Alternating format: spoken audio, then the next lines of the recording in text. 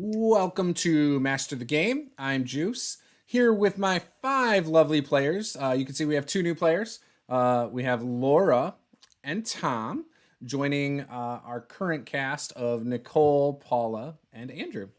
Or he likes to be called Andy, so we'll call him Andy for, keep him happy. Don't want to upset him. So last session, we had the players exploring a cavern deep underneath a temple that was inhabited by a wyvern and some drakes. They found a sword that was wedged into a stone because one of our strong members of the party couldn't pull it out.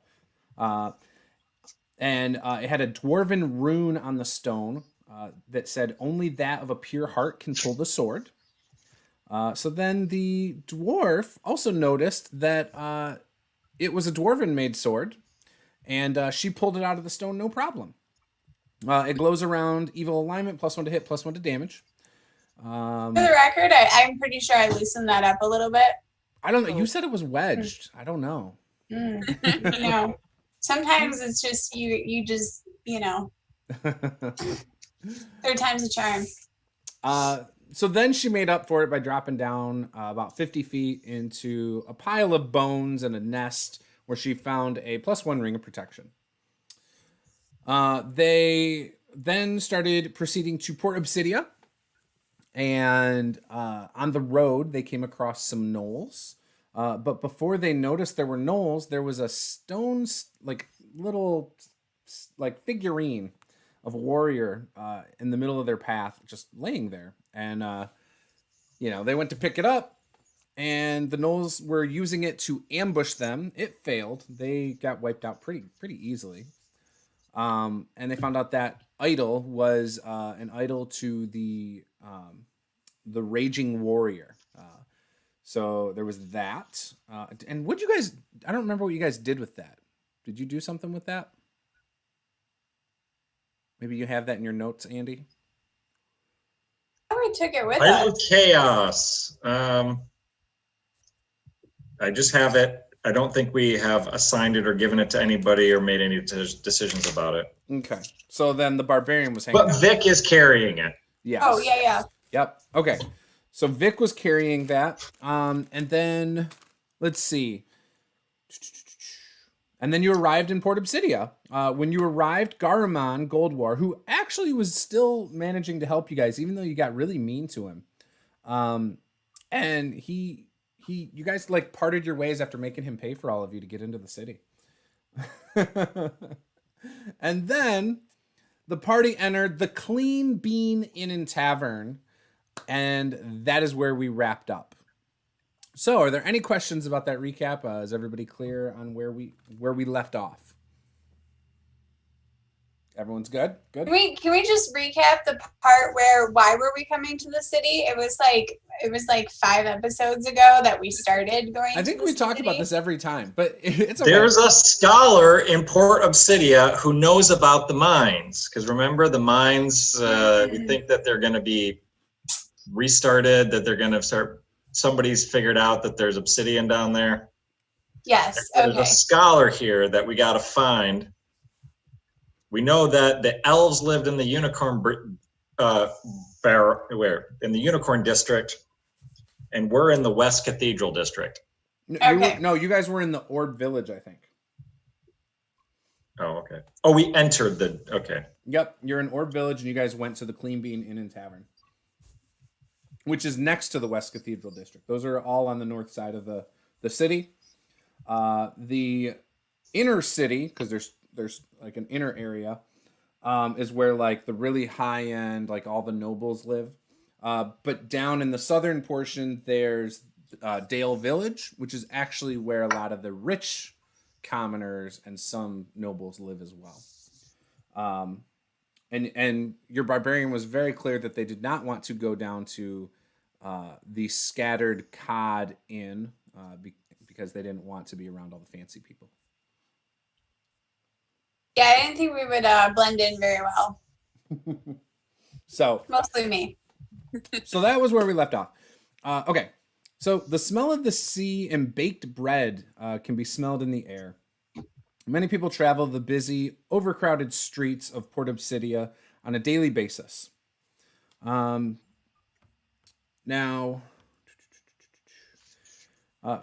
Francis D'Angelo, an armored human, Kat Dankel, a dwarven female dressed comfortably, and Vic Wareye, a human well equipped with weapons but no armor, looking a little dirty, comes strolling into the Clean Bean Tavern. The aroma in the air is of a beef stew, and as they come in, they can see it's a very large tavern. Lots of tables, plenty of bar seats, and plenty of patrons. There are a few empty tables, and the party makes their way over to one table in particular that gives them just the right amount of seclusion from being like right on top of everybody, but still within eyeshot of the bar. Now they're in here for a little bit talking. They make their orders, and in that time, what were you guys discussing, Vic? Well, I mean, I think we're probably, sitting down, kind of having a chat about everything that's gone on, but also trying to figure out how we're going to find this scholar. I mean, this seems like a fairly sizable city. Maybe we should just ask people. I don't really know, I just want to enjoy this moment where we're finally free of a warlock, for crying out loud. Man, let's just enjoy this for just a couple of minutes, okay? That dude was rough. I mean, I don't know. He had just no personality, and all he did is cast Eldritch Blast. For crying out loud, show some creativity. Anyway, all right. Well, I got that off my chest. But where's the scholar? I don't know. I mean, where should we start off? Like, is there like a library in town, or like where do scholars hang out? Francis? Like, you would know. Where do they go? I would say the library, the Mage Tower. Are those items labeled on our city map? A Mage Tower. There's got to be a university here somewhere. Probably at the bar. We should check the bar. Get some drinks. So, your waitress makes his way over. He's got your guys' orders, puts them in front of all three of you. What is it you guys ordered? What is it you have, Kat? I have like the biggest tankard of ale that they could give me. Taking it easy tonight. Good, good call. What about you, Francis? What did you order? I'm probably drinking a nice fine red. Okay. And then what about you, Vic? I'll take a mug of ale. All right. Good deal. So at the nearest table, two individuals who can overhear your whole conversation. What is it you guys are doing over there as you overhear all this? Reilly and Nolte? Yeah. Well, Reilly's a tall, thin sort, a little bit pasty, wearing a red tunic and a very sharp, dark vest. And he's looking for a card game, if he can find one. Black Rock Draw, if he can find it. But he's sitting down, shuffling a deck of cards across from Nolte, and leans back when he hears the mention of looking for scholars. And Juce, being a resident of Black Rock, would he know generally where in this town one would go to find the scholarly sorts? He would. So down in the southern portion of the city, in Dale Village, you would know that's where the best library is. It's small, but it's got like the best books, a lot of history books, and typically scholarly types like to live close to there so they can do their studies, with minimal travel and. All right. I think he would turn to his companion Nolte. Yeah. I was Nolte. gonna say, were you gonna let me say what I Yeah. was doing? That's Yeah. what I was. Okay. Handoff. Go. So, Nolte is sitting there digging into a hearty breakfast. Probably no alcohol, probably just breakfast, but entirely ignoring Reilly's deck of cards. This is clearly something he just does, and Nolte finds it silly, but allows him to continue. Okay. Nolte. Mm-hmm. How you feel? What's your feeling on these folks sitting right behind us? I haven't really been paying much attention to them. Have you been paying attention to them? Should Yeah, I but- be paying attention to them? And she I mean- turns and really obviously looks over her shoulder at them. Hello, folks. You new in town? Is it that obvious? Oh, well. we came up the road today. Couldn't help but overhearing that you were looking for the scholarly types. I was actually a student myself once around here. You wanna head down to the village down south. Big library down there. Lots of the educated types hang out there. It's probably who you're looking for is down there. Oh, perfect. See, Francis, he knew where to go. I don't know why we were asking you.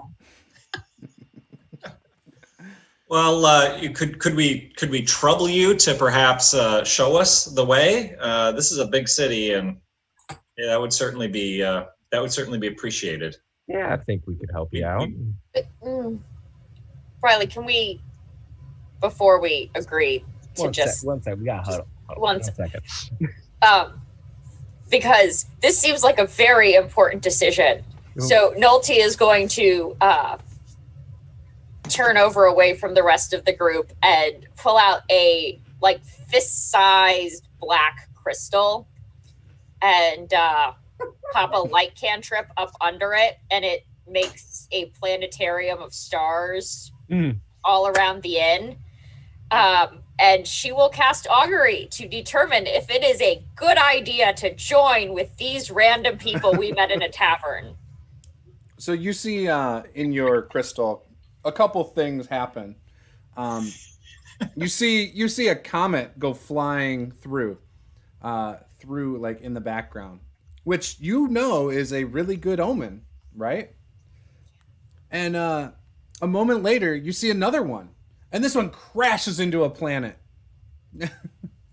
You're feeling like this could be good and bad. You know, I think it might be good and bad. I think I get that reading a lot. It sort of makes me think that everything in life might be good and bad.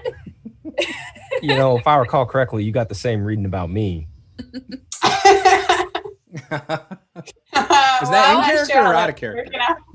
Yeah, no, that was Sometimes life intersects with the game, you know. Fair. yeah, but I was pretty sure that the stars had drawn me to travel with you, and this seems like we should probably travel with them. Maybe we can send them from crashing into a planet. Nothing else. I'm sure to have a card game every time we stop. Why? Well, because you don't play, and I'm sure at least two of them probably play. Why? Because that's probably going to be my price for this. They've got their cards with me for a little bit. Reilly, you can't take their money. I don't take their money. The cards take their money. Reilly, your cards can't take their money. All right. Turns back. Yeah, you all finish up, and we'll take you down. We'll take you down to the library. Oh, that's awesome. Actually, so hearing that, Vic will like get up, she'll move her chair back, and she's gonna take the table and she's gonna pull it over to their table Oh yeah, really loudly, and then just kind of sit back down. just like, or the way, like, yeah, we're just pushing them together. It's fine.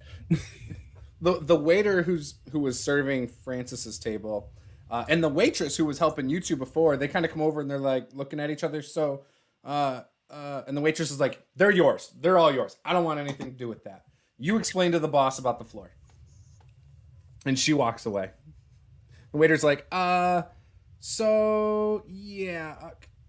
Is there anything else you guys need? You want any more? Yes, bring me another whiskey. Okay. And you guy with the armor, anything you need? I'm good. Okay. I don't think we're going to be here too long. We'll get out of your hair. Okay. Great. We're going to be here long enough to drink these ones, so we should probably just get one more just in case. Yeah. What time of day is it? I think it was like after, or it was Morning. evening. I thought he said we were eating breakfast. No, I said stew. Oh, okay. Well, Oh, okay. I was gonna go with it even if it was breakfast. Breakfast whiskey. You can eat breakfast any time of the day. Let's be real here. That's true. I mean, pancakes for dinner are great. So All right, so you guys get your last couple drinks and everything, and waiter ends up collecting the tab from you guys, and don't worry about taking it out. It was cheap enough. Whatever. And then you guys are able to make your way out and start heading to the Dale Village if you want, on the southern end if you want. What you going brings at you night? folks to town? Yeah, why not? How big is this city? Did you tell us? It's I know large. it's the biggest port. Yeah, so this is the biggest port. It's the biggest city, other than on the other side of the whole country, where Burlington Castle is. That's the only thing that's bigger than this city in this area. Not the coat factory, Paula. no, that's all I could think of. I know, every time. It's fine. Oh boy. But anyway, so it is nighttime. You could travel over there if you want to. It is a little bit of a walk, walking through the different districts down there. So Well, do we really want to go at night? I mean, I think we're unlikely to find. I mean, listen, Still there. smart people, they go to bed at 9:00, so you're not going to be up. Nah, gonna those student types burn the candle at both ends. Maybe we just spend the night at the Green Bean Inn and then resolve to go first thing in the morning. yeah, I think first thing in the morning will be good. Yeah, I mean that makes sense. By the way, what do you guys what do you guys do? Can you tell? I know you're pasty and wearing red, but what do you guys do? I'm not pasty or wearing Yeah, what do you look like, Nolte? Nolte has a dark tan skin, but she's been out in the sun all the time, not like that was the natural skin color, and a really vibrant blonde hair, gold-like, and she looks human-ish. You can't really pinpoint what about her is not human. But she looks human-ish, and she's dressed in leathers and hides, and probably looks about as out of sorts here as the barbarian does. Aye. And when you ask her what she does, she goes, travel around, look at the stars. We help folks. He helps folks. She kind of helps me. I kind of help folks. That's kind of how it works. Yeah. I grew up around All right, here. you're gonna fit in well. I like the Black Rock, but it needs a lot of help.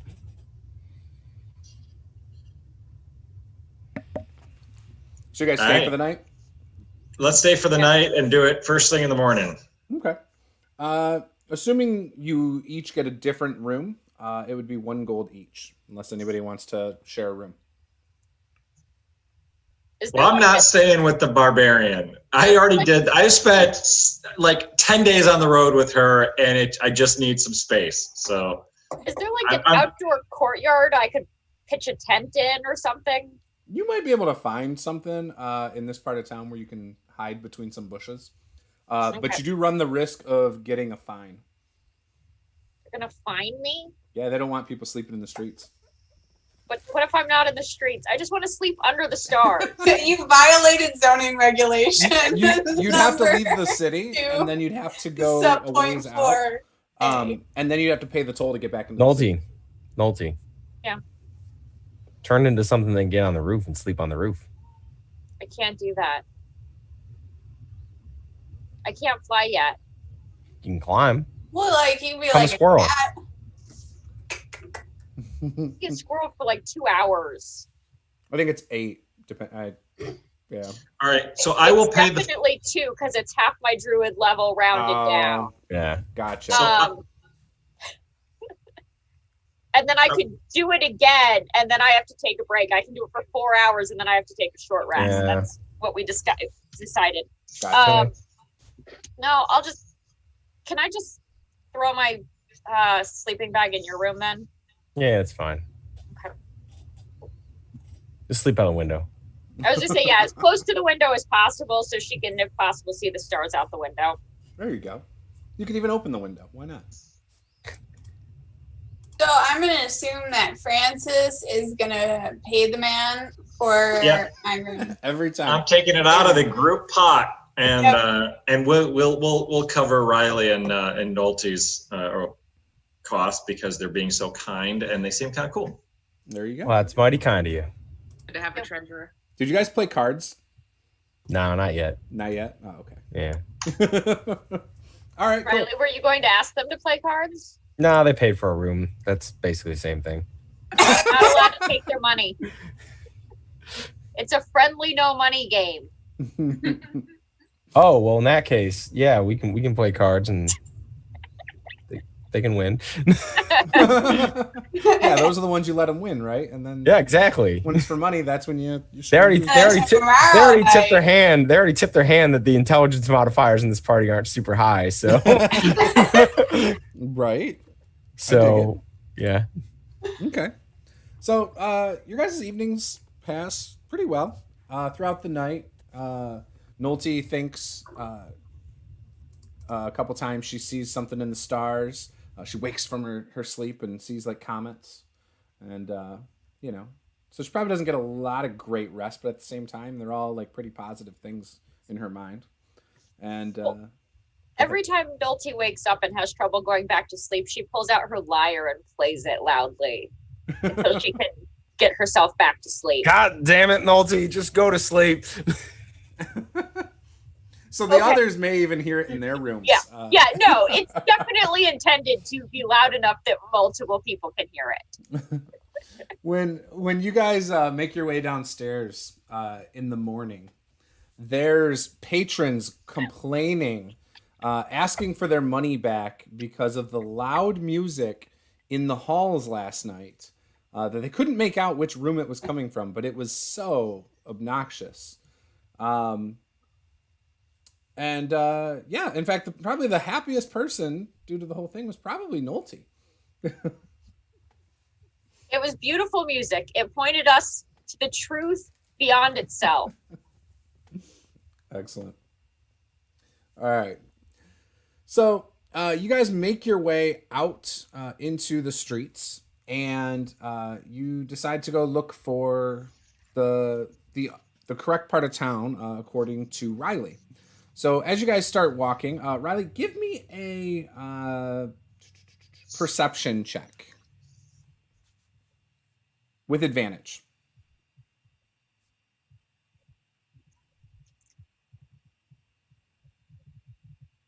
What'd you get? You're muted, Reilly. Muted. I rolled twice. I got 11 for my high roll. All right. So That's what I get for using the D&D Beyond dice roller.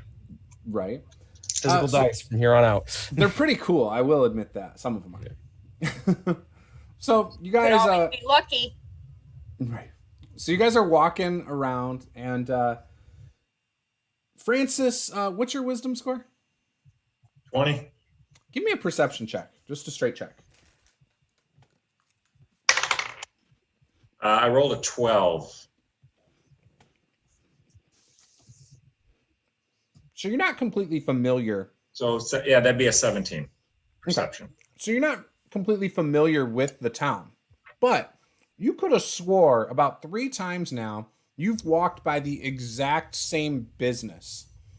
Almost like you might be going in circles for a moment. You know, it's funny. I haven't been in this town for a little bit, and they kind of changed things around on me a little bit. Like none of this, like that whole housing complex, brand new. It's a little weird. He points, and it's clearly not a housing complex. He's like pointing over, and you're like, okay, that looks like an armory, but yeah, that's great. Yeah, no, this is all new. Wait, you're not a ranger, are you? He is not. He's actually not allowed to give us directions once we're out of the city. Yeah, that's actually very true. So, and concerning. So as he kind of points to this area and says that it's an up and coming housing complex, I look over and Vic actually says, "Oh, you know, it looks kind of nice actually. Like I wouldn't mind, you know, moving in there." And just kind of assumes that he still knows exactly where he's going. You know, Reilly, we asked you to do like one thing. Just take us to the library. All right. What you asked him to do was tell you where the library was? Look, do you want me to ask somebody for directions? I'm just saying, we are helping you out, and we're doing it for free. So it's kind of a get what you pay for sort of situation here. And yes, we should probably ask for directions. Reilly, do you want me to? Yeah, why don't you, can you? I mean, we're generally headed south, but other than that, I need some help. Okay. I have an excellent memory for maps and geography, and can recall the general layout of terrains or settlements around me. Oh, okay. So as you're like noticing Ryler did the circle thing, you know, and you're kind of just letting him do it. You're just letting him I'm just establish politely who not he is. correcting him. Yeah, you're just like chalking it up for your arguments later, you know. You're like, yeah, I got this. And you ended up finally, once you take over the search, because of it, you're able to find the path, no problem. And you start moving in the direction west, because you notice you guys ended up in the Armorer's Burrow that's just east of the Dales. So when you get into Dale Village, pretty much a straight shot at this point to where, like, everything in this part of the town, the streets are kind of like, if you were looking from top down, it's like round, like circular. So everything comes into a central point, and the city kind of builds itself in rings around it. Okay. And in the central point is the library, the pride and joy of Dale Village. As you approach, you notice it's a very cute building. It's fairly large, but not as large as like the library of Burlington Castle, if any of you have been there. Or even in Chiton, they have a bigger library. But Chiton's library is more about militaristic things and the economy, not history so much. Burlington's library has a lot of books about pretty much any topic you can think of. And this one just specializes in history and politics. And as you're walking up to this building, you notice it's about 8 floors high. And it has a nice dome at the top, a red clay-tiled dome. And it's got lots of natural light. You can see lots of large windows with shutters that can close. Really, really beautiful architecture. When you walk into the building, assuming you walk into the building, what would you guys like to do? Well, here we are. Well, I mean, I guess we should probably, you know, go in and talk to people or something. I don't know. What are we going to do? Just walk in and be like, where's the scholar? Well, I think we go in and we look around for those who appear to be studying or who appear to be students, and then we approach them and generally ask them who, you know, maybe suggest that we have some information or know something about the mines, and looking to share with others who are engaged in similar research, and just subtly ask around who might be familiar with such topics. What do you mean mines? Which mines are you talking about? The Obsidian Mines in this area that have been closed for hundreds of years. Yeah. Yeah, they were going to reopen those. Were they now? Well, there seems to be some belief that obsidian's been found, and so the rumors about the mines having run their course, not true? That was always the story, right? Am I way out off base, Juice? No, so you're pretty much on base. So what happened was about 800 years ago, the mines, so there's a lot of them, right? So they're all in the Black Rock Cliffs. Like, they're peppered with caves and mines. Now, about 800 years ago, some of the mines that people were working in reported vermin and monsters, explosions, a lot of things that were happening. And so they abandoned most of the mines. Some of the mines just ran out of obsidian, right? Like just naturally ran out of obsidian, and then vermin took over those mines.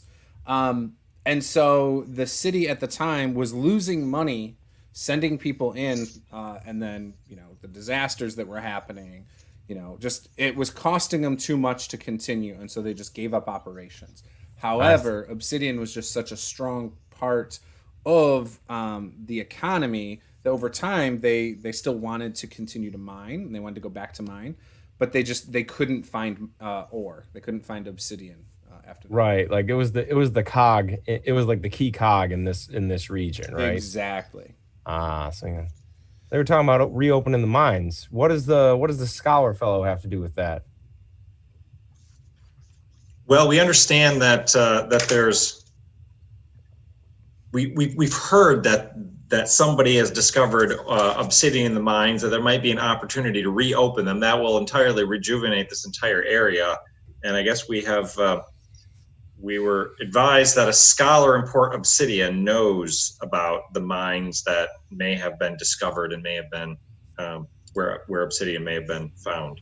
So, maybe I don't remember how we found that out. But Maybe some help, You knew like, it starting the clearing campaign. them out, or something like that. And I mean, I'm sure that they've heard of me before, so naturally that's how I came into the information, and kind of pulled in some associates to help me out. That being said, I think I should wait outside the library. Okay. I think you guys should go in. I'll just, stand out here and make sure nothing fishy happens. Was it a particular scholar or just a scholar in general? a scholar in general. We don't have a name. We don't have a description. We don't know anything about him. Just that. It's a super specific plot hook. So in Dawn Rock, which is where the original party was, they had left Dawn Rock. Dawn Rock is where they heard that a scholar in town, in Port Obsidia, knew of a mine that they found obsidian again. And this information being as valuable as it is, they obviously need someone to make sure it's clear of vermin, it's safe, things like that. And there would be a large reward for anybody who would do something like that, obviously. Now, that part is just kind of common knowledge. Like, it's not like, hey, here's a reward, go take care of this.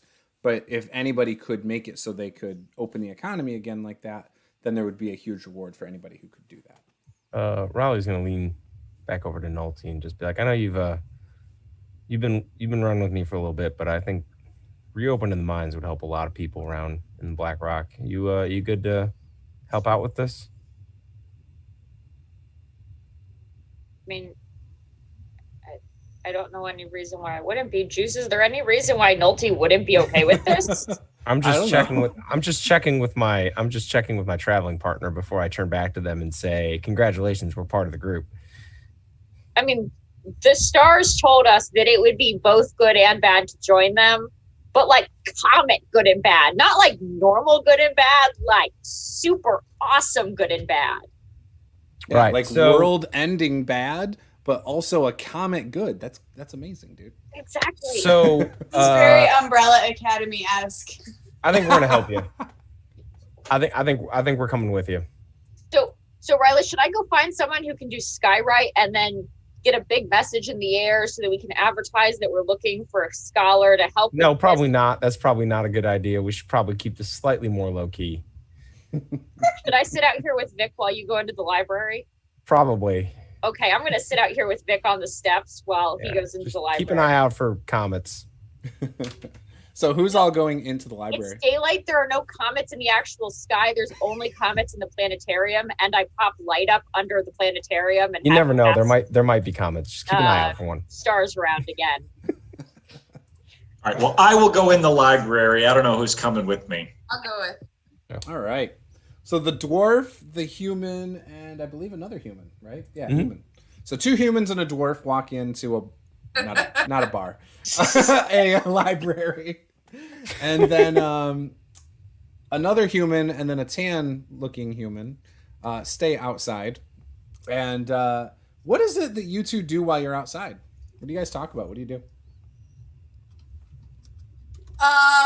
So I will actually kind of just take a seat on the steps and just kind of lay back and enjoy the sun. Like, I really don't have a big care in the world. I'm not,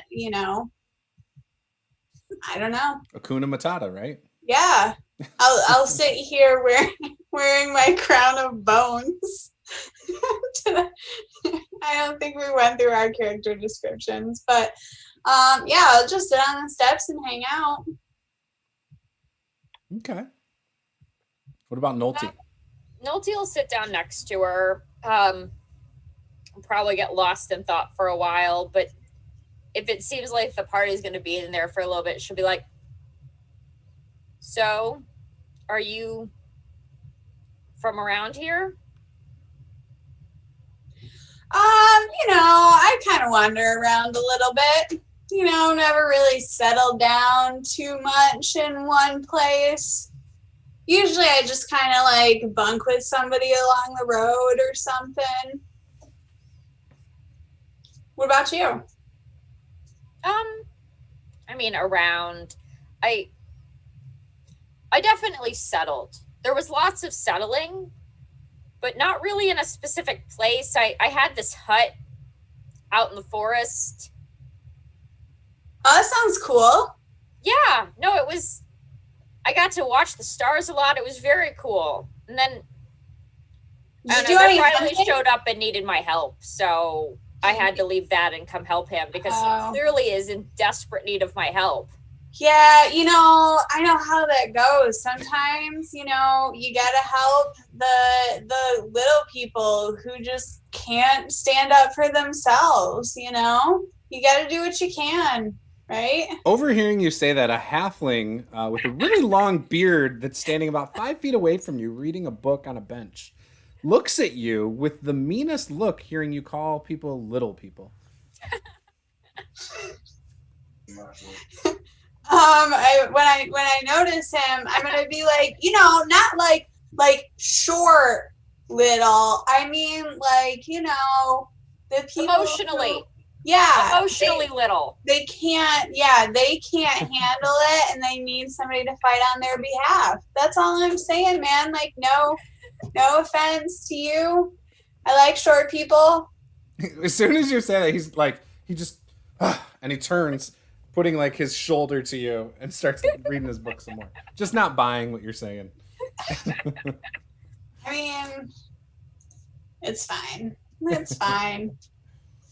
Meanwhile, oh, sorry, Yep. go ahead. No, I was gonna say, hey, can I you seem like a very trustworthy person who I could tell a secret to.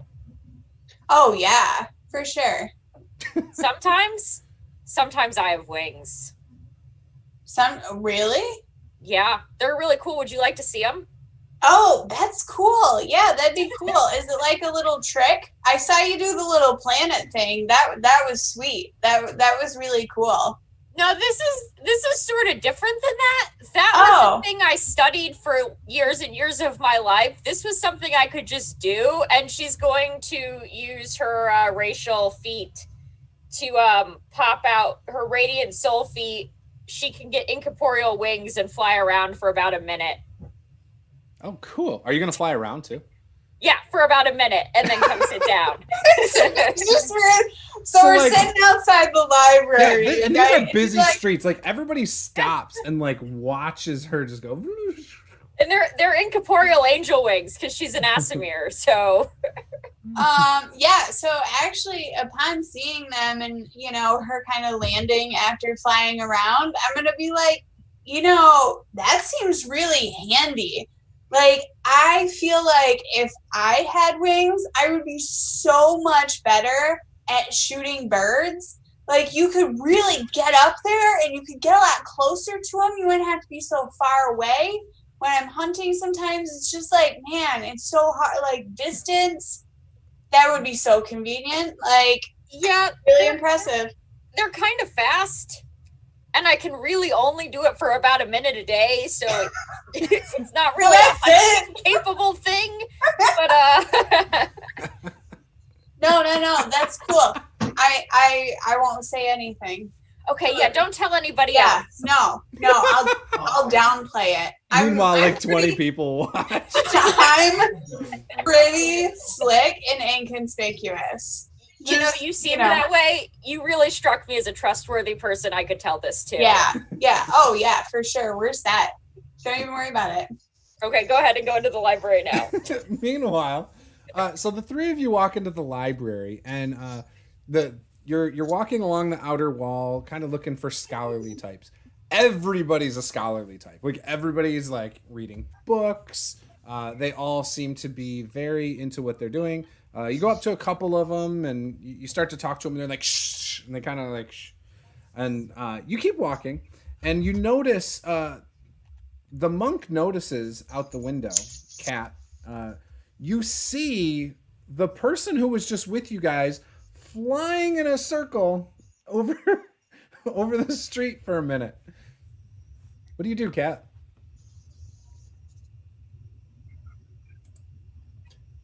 I was definitely muted there. So I'm looking out the window and I see this person just kind of flying by, and I kind of like feel my head a little bit, wondering if maybe I drank more last night than I thought that I did, and then look to see if anybody else noticed this person flying by. Did you notice it, Francis?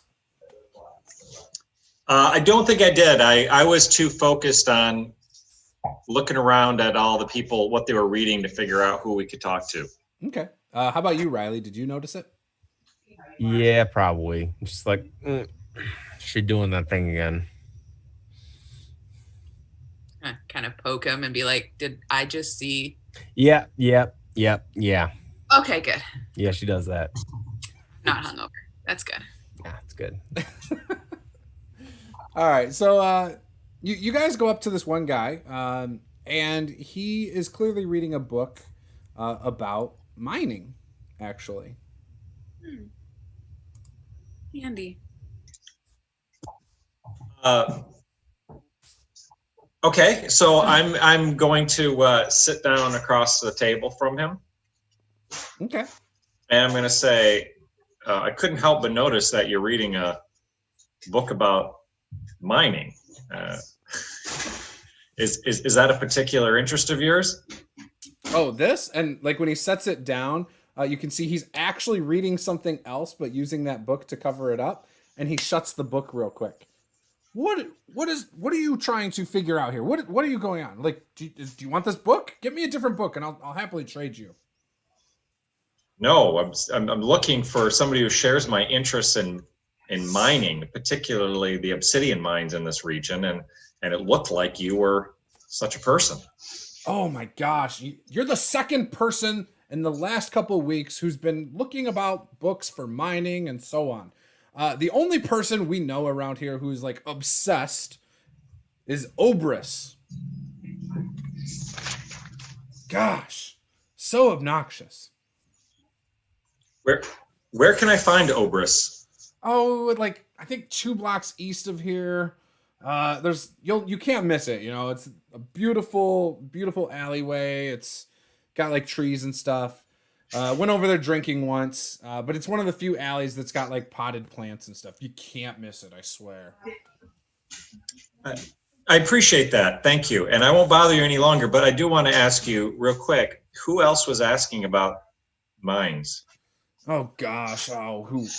Well, it was more than one person. It was a couple of people together, just like you. What were? I don't know their names. They at least paid me for my information, though. Are you gonna pay me? He holds. Said I don't. It depends on what value your information has. If it's I got no information. I'll fairly compensate you. I got no information then. And I will jingle, since I am in charge largely of the group pot. I will jingle it and to signal to him that I'm carrying a fairly substantial amount. And I'll lean in close and I'll say, if you have valuable information, you'll be well rewarded. So tell me. And I'll just sort of let that hang. So he tells you, well, first he sits there and kind of looks at you and sizes you up to see if you're telling the truth. And he determines he thinks you are, and he says, all right, so there were 4 of them. And they said they had more that are with them. Based on their uniforms, not their uniforms, based on their gear and their pendants on their necklaces, I would assume they worship one of the dark old gods. It's not something you see much these days, but yeah, they were looking for any information on the mines and the Black Rock Cliffs. I mean, clearly we know those will never open again. So, but you know, Oberus has been walking around saying he knows stuff. So, you know. Did you direct them to Oberus as well? Oh, of course. Yeah. Yeah, that was about 2 days ago. Anything else you know that you share with me? No, that's it. Haven't seen Oberus for a few days, though. Normally he's here about every 3rd day, so I think he was supposed to be here yesterday. Didn't see him, though. All right, I'll give him 2 gold for that. That was moderately interesting. Gold? 2? This is it? Do you know where we are? What? You're in Dale Village. Hey, but watch your tongue, nerd. I'm gonna pat him on the shoulder and just be like, why don't you just calm down? And I'm gonna cast Friends. Oh, okay. So how does that work? He needs to make a DC 14. Where is it? Charisma. No, hold on. What's the save? I didn't beat it. I got a 7. Oh yeah. So I just be like, calm down and go back to reading. Looks down, whatever it was that you were reading. He just like ignores the fact you guys are there. Just starts. Get out of here. Man, you should have led with that, Reilly. I didn't know you could do that. You know, I didn't. We should get out of here. Yeah, probably a good idea. So as you guys are walking out, you see one person behind you go, you can't do that here, and like just stays like where he's at, like little. I know. Did you see what he was reading? Right? Like, go get him. So you guys come out and you see your 2 friends sitting on the steps. Yeah. So I think we figured out who we need to go talk to. His name is Oberus. And he lives by the potted plants in the alley. The potted plants. That was the best description you could get. I think it was. He said go in the direction of pot. I think it was a euphemism, but I don't know. You have a druid in your party. I mean, to be fair, that actually is a pretty good summary of what we got there. There's a lot of hostility in that place. Yeah. They are not down. Or just any alley. Well, he kind of pointed, and so I'm assuming I got a general sense of which direction. And I'm gonna just ask the halfling with the big beard if Oberus he lives over here, right? Oh, Oberus, yeah, 2 blocks over. Can't miss it. It's the alley, first one on the left. Thank you, my little friend. Yeah, he'll have like potted plants. You'll see them. You can't miss it. Once you like open the little gate to the alley, you'll see the plants. You got it. All right, so let's head in that direction. Maybe it was 3 blocks. Oh, shoot. I can't remember. I think it's 2 blocks. And then the first left. Maybe it's the first right. All right. Well, Don't as worry, long dude, as it's not a big thing. Reilly isn't leading the way, we'll find it. Reilly, should I ask the stars about going to see Oberon, or should I wait? I mean, yeah. Oh, bro. Why not? he's a beer with pot plants. Perfect. This is going well. It's a beer that you put an orange in with pot plants. Oh, perfect. Should I maybe wait until we're not just going to go see somebody? I can only really do it once. Yeah, then why don't you hold off? Okay, I'll hold off. All right, who's leading the way? I can lead the way. All right, do me a You favor. go so well last time. Give me a perception check. All right, let's do this with a real dice. Perception. I'm real good at that. That's a 16. 16. All right. Yeah. That's not bad. That's pretty good. So as you're walking, you're passing multiple alleyways, and you can see there's gates on every single one. They're kind of flimsy. They just kind of push, kind of like think of like the Wild West doors on saloons. They kind of swing and things like that. I'm here for it. There you go. And it's not inspired by anything.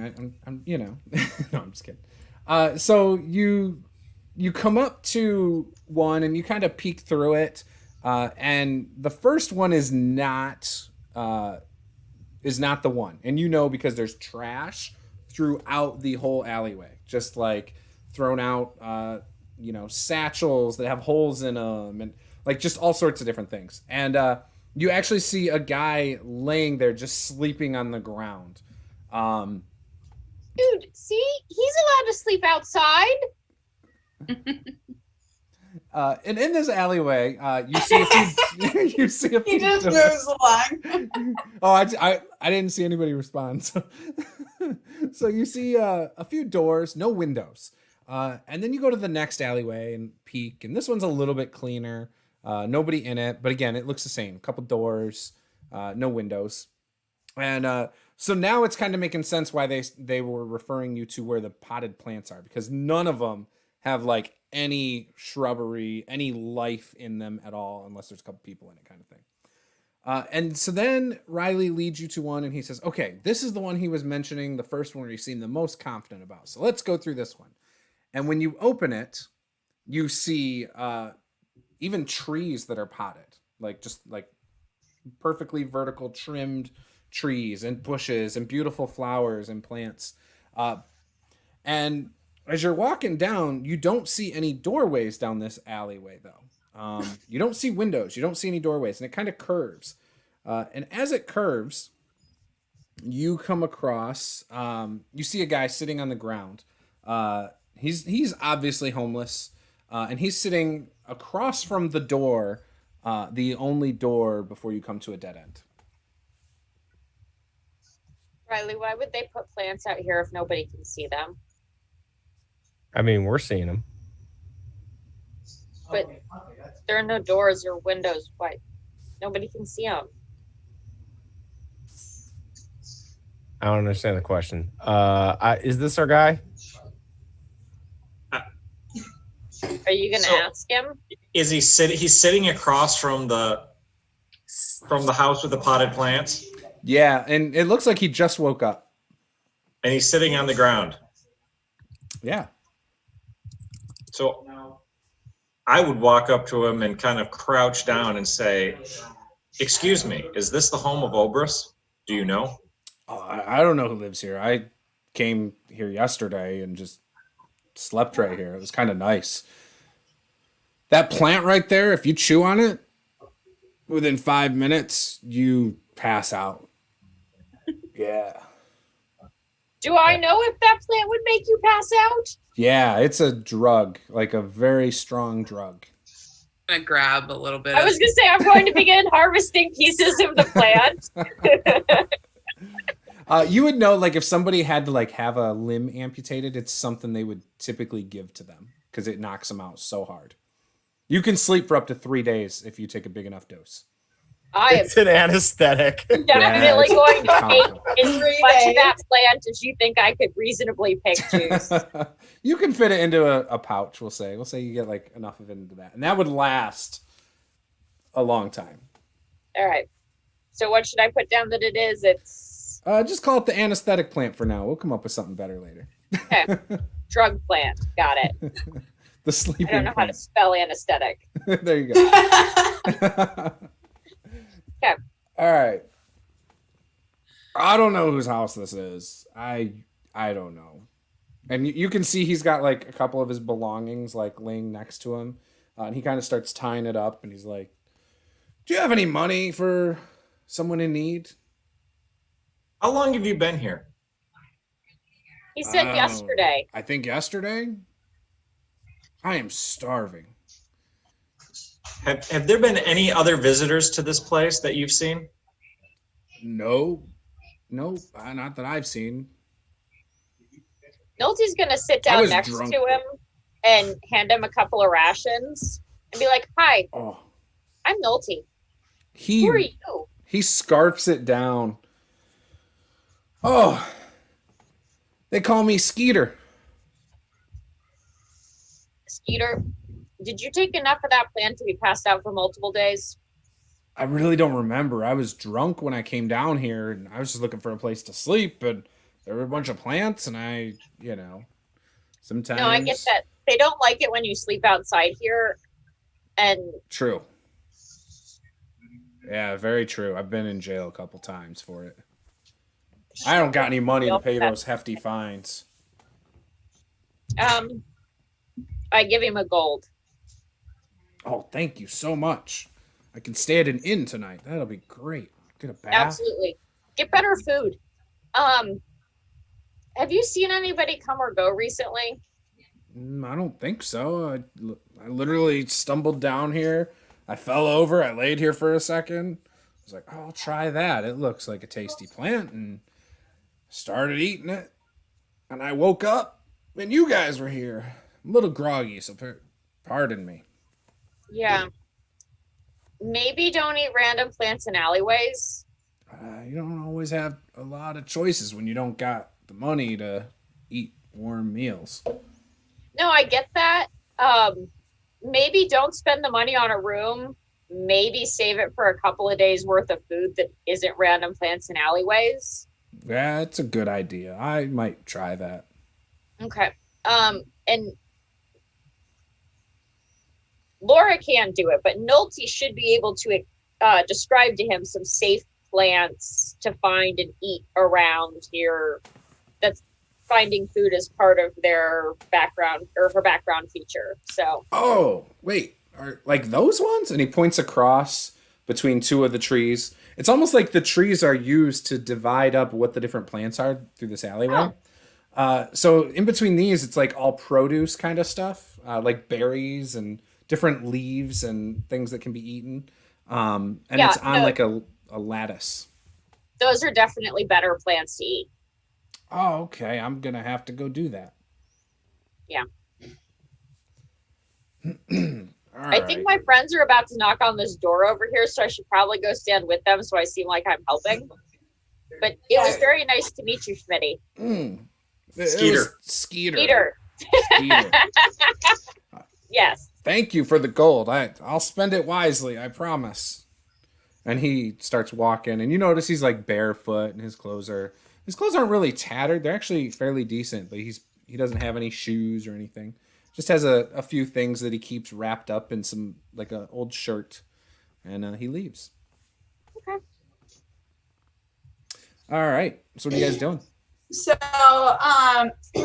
hearing that this guy is not the guy that we were looking for, I'll kind of walk around him and go knock on the door. Okay. Give me a perception check.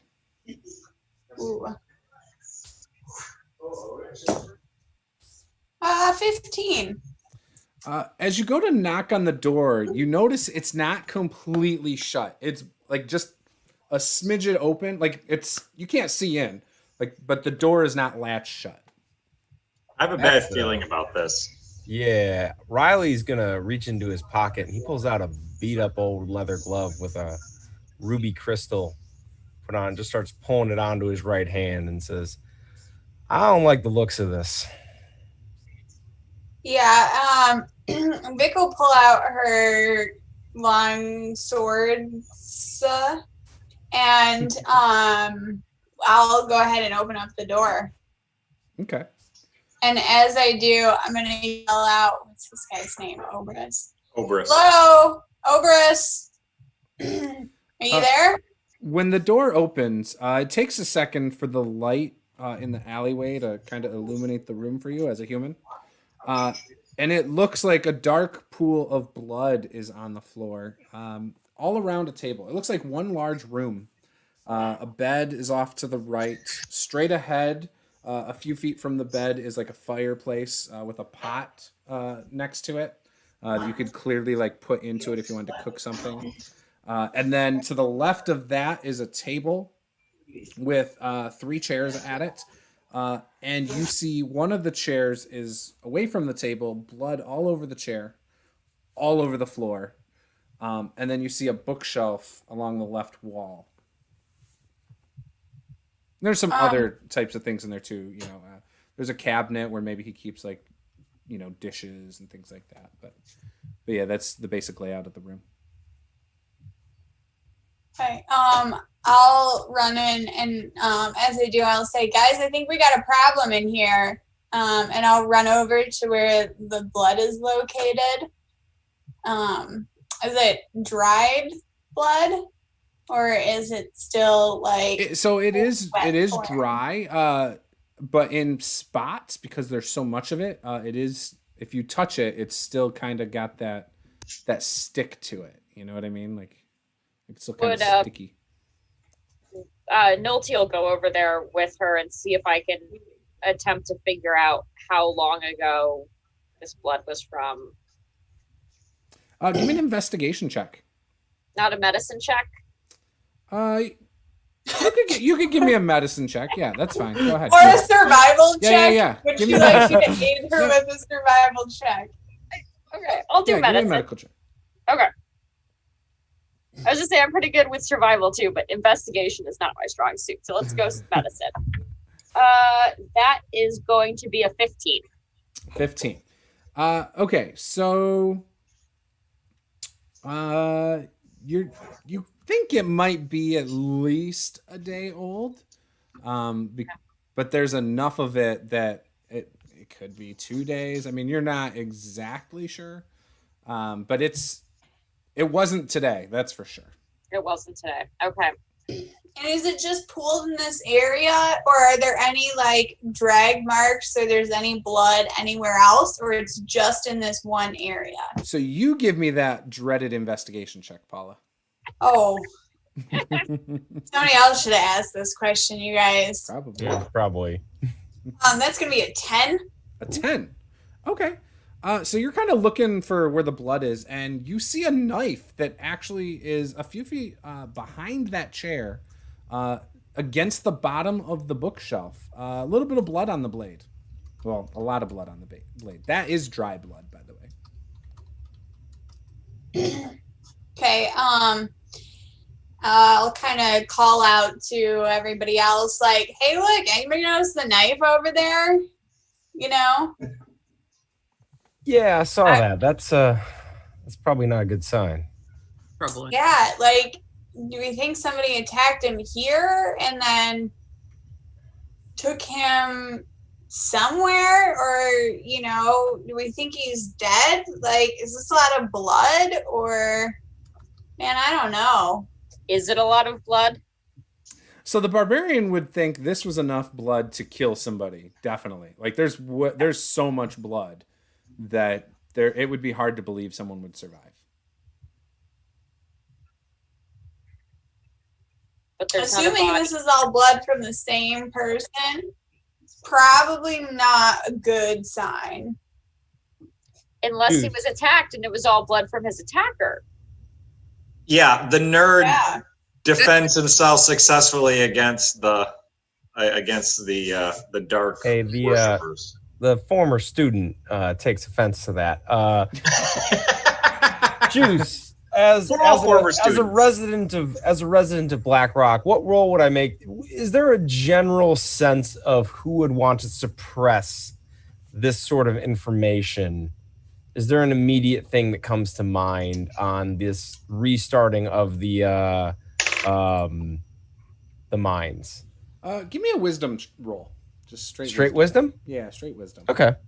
Probably the oil and gas industry. I'm gonna use that inspiration you gave me to roll twice. All right. All right, I rolled a 12 and a 4, so I'm gonna go with 12. All right. So you feel like it might not even be oppression. It might be the information being so valuable they don't want it in a lot of people's hands, and they just want to profit off it themselves. If they are the ones that are able to free the mines without a bunch of other people involved, they might just be able to profit. Now, give me also, since you were looking at the knife, give me an investigation check. Happily. That's an 11. Yeah, you know what? I'm gonna use luck and re-roll that. That's a 19. All right, that's much better. That is much better. So, looking at the knife, it appears to be an ancient, about 800 to 1,000 years old, a signature knife that is associated with chitin. Chitin is known for its blacksmiths. The world's best blacksmiths have taken up residence in chitin, and you can tell by the design of it that it was definitely crafted there about 1,000 years ago. Now that's interesting. What is a downright ancient chitin dagger doing here? Are those hard to come by? GM, are those hard to come by? Yeah, so it's based on its age. I mean, this would probably be something that either somebody would collect, kind of like their own personal home museum to, ancient weaponry kind of thing, or it's like a ceremonial type of thing, or even just belongs to a specific group of people who like to use a signature knife. So let's not forget that when we were in the last in the Temple of Good and Evil, and we saw those murals telling the history of the portal stone, that the dwarves found the portal stone under the obsidian, and touching it caused people to appear 800 to 1,000 years, curiously specific range, in the future. So I'm wondering if the people who left this behind were from the past, from the distant past, and maybe have come to the future. How would they know they went 800 to 1,000 years in the future? Did they come back? It was a story in the mural. It was a very clear story in the mural. Well, but how did the mural know that they went 800 to 1,000 years in the future? Did they come back? It was footnoted in the mural footnotes. Can I? There was a footnote at the bottom of the mural. It was very clearly sourced. It was a high quality source. Yeah, I don't know how they documented that. I'm gonna go back and watch is that the story. session to see if I actually said that, because that sounds stupid. Now he's got to come up with some sort of weird miscellaneous link between those two things. The notes. The notes say it. Reilly's gonna pick up the dagger and just kind of examine it. And does it look? So first he's gonna say, like, it's odd to see one of these outside of some sort of display gallery. Are there any perishable parts on this dagger that look either very old or refurbished? Does like the wood on the handle look old, or does It looks look like old. Yeah, it looks very old. The blade is sharp though. It So does it looks look like it newer looks like than it it has should be. aged thousands of years. Yeah, but it's an okay. aged. It's been cleaned, you know. So it's definitely aged. Has a lot of little nicks into the metal, but This is a downright relic. What is this doing here? If I hold on to it, does anything happen? doesn't feel like it. All right. You good with me adding a dagger to my inventory? I'm fine with that. Yeah, I'd hold on to it. Can I check out? Did you say there I'm were? not going to use a dagger. Did you say there was a table with papers or anything on it that So would? there's blood on the table, and it look actually. So give me a investigation check. Man, none of us are good at investigations. I know this is fantastic because I love investigation checks. 14. 14. Okay, so I'm you pretty can sure tell. Kat had to do all of them last time. Yeah, you can tell there actually was a book that was on this table. Because based on how the blood is, you can see like the outline kind of a rectangular sized book, similar to the size of the books on the bookshelves. Yeah, but it's not there anymore. While these guys are doing whatever they want to, I want to immediately run out of the house and see if I can track down Skeeter. Okay.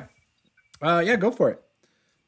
So as soon as you step out of the house and you're in the alleyway, obviously he's not here. You do notice you got some blood on your shoe. You stepped in some of the blood. It's kind of sticking there. You start walking. You're trying to make your way out to the street.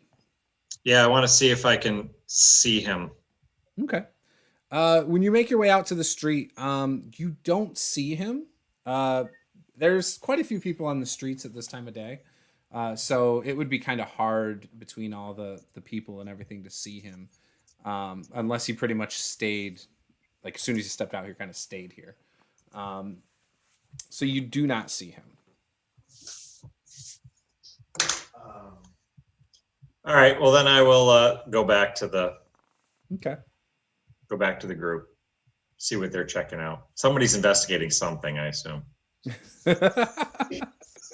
Who wants to roll an investigation check to just roll investigation? No, I'm just kidding.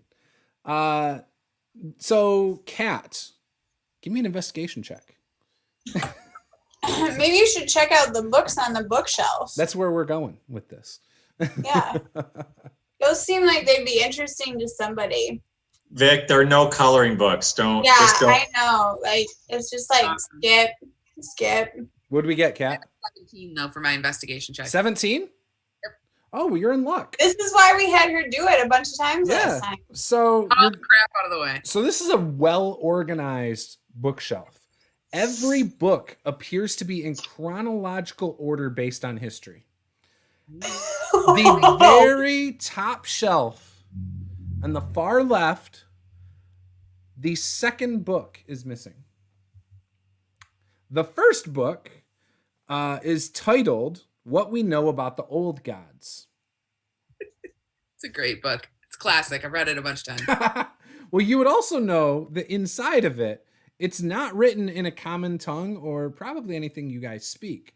Would require a linguistics person to decipher it. What is it written in? Try me. An old language. If you want to give me a history check, you can do that though, Nolte. I have great history. Oh, you can do that too. Yeah, I'd rather let her do it. Yeah. Same. Should, because I got a 21. 21's not good enough. You However, are, I do speak unable to read it. Celestial. Yeah, Yeah, what no. language is it in? it's just an Oh. old. It's not a It's not published something D&D. that another language can assist with Got at it. all. right. It's not like, oh, I speak Latin and that's sort of like other languages. Right. Okay. Lame. It's typically a language that only certain cults can read. In my world, It's not in Druidic, is it? no. They only published it in specific cult They languages. published it in the original Druidic, which is a dialect, and it's very difficult to read. Look, I have to ask because they listed as something I can do, and I have never found anything that's ever in Druidic ever. Sure. Right. There's spells that allow you to like decipher any written language too, though. Yeah, but I don't have those right now. Right. Okay. Can I learn those? So this is the oldest book that we're talking about? Yeah, that's the absolute oldest book. All right, and the second one is missing. The second oldest book is missing. Correct. And if you're looking at the timeline of things, the third book was probably written about 750 years ago. Whereas the oldest book is probably over 1,000 years old. Now, not that it's that old, it's that the information's about. As a quick aside, as a player here, just talking about someone putting their history books in chronological order, I don't think that's unreasonable as someone who does that. I don't either. Now, Reilly, is the third book in the same old language as the first book? That's a fantastic question. Is the third book in the same language as the first book, or is it a different old language? No, it's in a normal language. It's in Elven, actually. Okay. So Garbage. the question then becomes, is the second book old enough that it would also need to be transcribed by a linguist? Or is it new enough that it's in Elven? Or is it a pigeon? Why would it be a pigeon? Oh. Or is it one of those things where they published the second book and then quickly realized the second book wasn't any good, you know? So they just Like- pulled it and left it open on the Like bookshelf. 4th edition? Hey now. No edition wars. I'm just kidding. It's fine.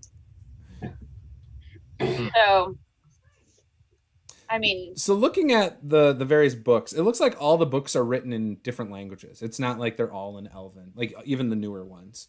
Some of them are written in Dwarven. It just depends on what the book is about and who the author was. okay. So There is no author on the oldest book, by the way. quick point of order as a player. I think because we had like a delay in us joining the campaign and all that. Like months ago, I had asked a question about language and I left my language blank. Are you Okay. good with me taking a language at the moment? Sure, it can't be that language though. I had been leaning Elvish generally as someone who went to university and thinking of it as a language of education. I like it. Okay, so yeah, so Reilly speaks Elvish then and reads Elvish. So the cover of the third oldest book is actually about how elves came to the Black Rock Cliffs. So this is a Elven history of the region. And this book was about 1,000 years old, right? No, this one's about 750 years old. This one's about 750 years old. Now you would know there were elves that were here before then. So, obviously this book being written then has some information that's a little older, but you know that the vast, like for example, the part of town where like all the elves live, they probably would have came around that 750 year mark, for example. Yeah. But like north of the Black Rock Cliffs, some of those elves were here longer. So it's a history of elves in the region. It's technically a primary source in that it was written a long time ago, but they're writing about events that they did not have direct knowledge of. So it's a little bit of an in-between, and it's a middling source, but it's reliable. But clearly these are not in thematic settings Correct. at all, as this other book was about mines and this book is about elven history. Yeah, that's a little. Is there like flipping through, doing the quick old academic reading the first sentence of the paragraph, like reading the first paragraph of every chapter, sort of deal? Give me a Is history there check. anything about the Obsidian Mines in this? Give me a history check. Of course. Let me see what my history is. I'm on the wrong thing. There we go. Switching. That's a 15. Okay. So if the barbarian has at all shown off their tapestry, I believe that was Elven. And that's a very old tapestry, by the way. Have you been showing that off, Vic? Well, it is quite large, so it'd probably be stored away at this point. I usually just hang it up at night when we camp, type of thing. Would you have let Reilly see that at all? I mean, like, I want to Yes, say I think you would have. yes, Oh, okay. but like, I mean, like, maybe. I'm not sure. Probably maybe. not, but It's like a 12-foot tapestry. Of course he's seen it. It's not like it's in your pocket. So but like, not wearing it like a cape. I tried to wear it like a cape, but it was too large. Yeah, it's too long in this town too. I'm severely disappointed by that, just for the record. Wasn't it like 15 feet long? Yeah, it's huge. It's a massive banner. You could wrap it around like a toga. That takes more length. Yeah, I mean, maybe you can help me fashion it. Yeah, I can do that. Oh my gosh. So Reilly, when you're looking through the book, you'll notice there's a section that does mention those sect of elves, right? And like their history. And so this was on the northern side of the cliffs. They didn't partake in the mining themselves. They did, however, order a lot of obsidian for their weaponry from Port Obsidia. And but the mentioning of the mines and stuff is very minimal, and that's more of like earlier generations that kind of settled in the north. I'm gonna make a mental note for a little further reading when we have a quiet moment, and I'm gonna put the book, just kind of close the book, throw it in the bag, be like, well, it's got a bit, but I don't think this is what we're looking for. Okay. I can look into it a little bit more later, but I don't think we have time for me to read in detail a full chapter, if you know what I mean, with a potential murder scene right in front of us. Right.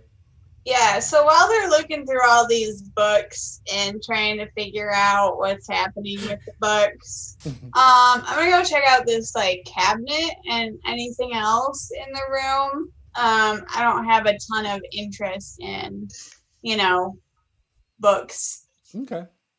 Yeah, I mean, the rest of the house just it looks kind of standard. I mean, you're able to find like where he keeps his kitchen utensils, his wardrobe, his clothes. Yeah.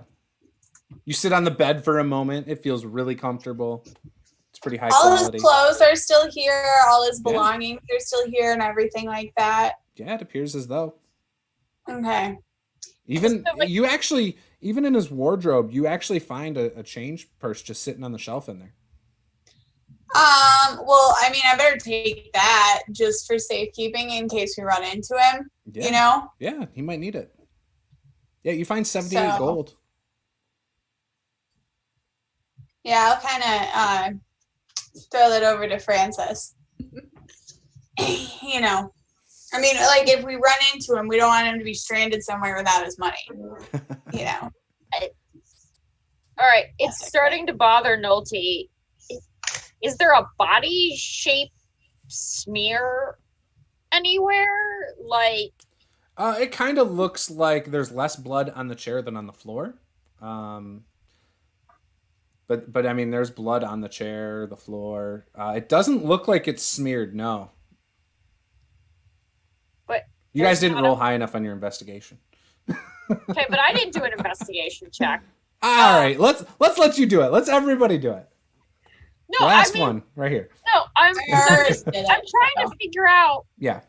Clearly, if someone died here and isn't here anymore, something happened to them. Mm-hmm. Well, we should probably try and figure out the dagger thing, right? Yeah, probably. It's really weird for something this old to be here. I mean, either somebody decided to commit a murder with a weapon out of their personal historical collection, or this was some sort of ritualistic killing, which doesn't really look like they were set up for it here. So it's a bit odd. Or maybe he was holding the dagger, looking at it with a book when he died. Yeah, I was going to say, is there any other sort of historical artifacts around here? No weapons, nothing. Okay.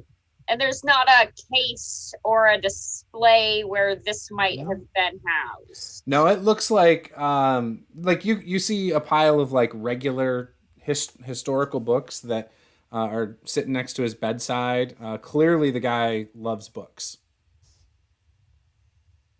All right, and if I pick up some of these books and kind of like shake them a little bit, on the bedside, there's not, some sort of like glue that just like falls out. Vic, books are not toys. They're information. And I know you wouldn't understand that, but The words don't just fall out. You got to actually holding up look at books them. like this.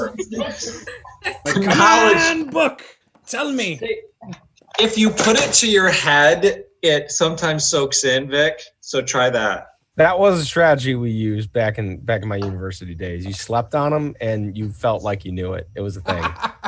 Reilly, Yeah. stop being mean to Vic. I mean, there's a reason I'm not in university anymore. Reilly. It All really right. is okay, Nolte. So Nolte, give me an Vic deserves investigation it. check. Okay. Looking at the blood and stuff. Looking at the blood and stuff. Okay. Did we think that the place would be this small? It kind of seems small for this large garden that was leading up to it. All right. You know what? I am going to spend a second level spell to cast Enhance Ability on myself to Okay. give myself Fox's Cunning. Okay. So I have advantage on this investigation check. Sounds good. And I can keep that up for an hour because I feel like we're not getting anywhere and we need to. Maybe I need to guidance you a little bit. That probably would have been helpful, but I've already rolled. So for next time, this time I got a 19. Okay. So you can tell a few things have happened. The knife actually hit the floor, and you can see how it tumbled. And based on trajectory, you feel like this was possibly a person stabbing down towards the chair, and Okay. it somehow kind of bouncing, back based on trajectory. You can also tell by looking at the blood and stuff that it looks like maybe they had been bleeding for a little bit, and there was a struggle because of how the blood is on the floor. It's not like it just pooled in one spot, so it looks like maybe they weren't even always in the chair while they were fighting. And it does look like it's mostly one person's blood. You don't see what you would think might be somebody else's blood.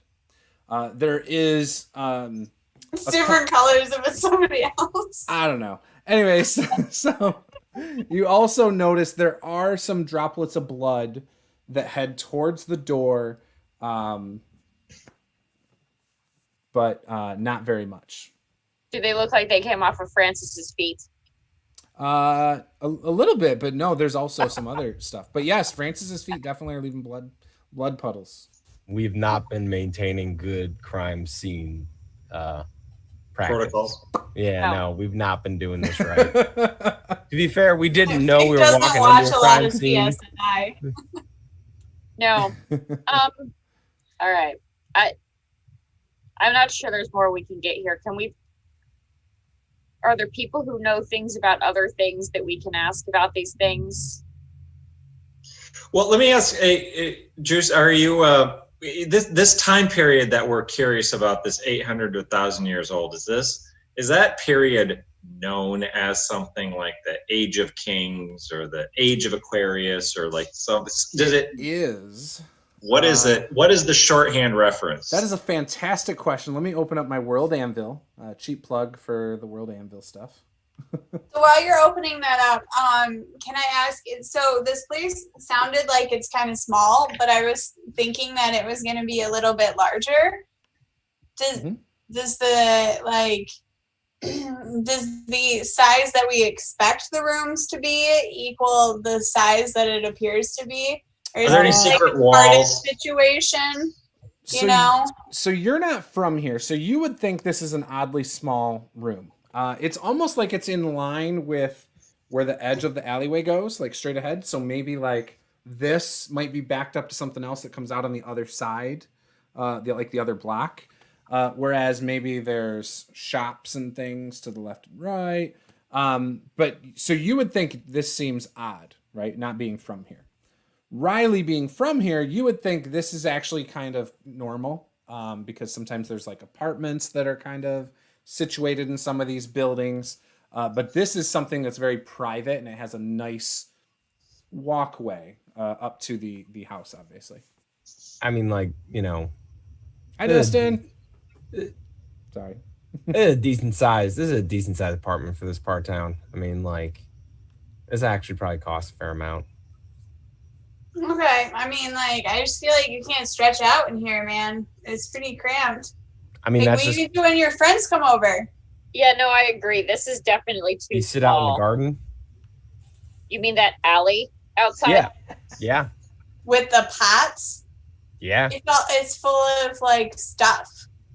Yeah, but Well, it's no, got plants. It got plants that knock you off your ass. I mean, like, The pots are probably the most helpful thing.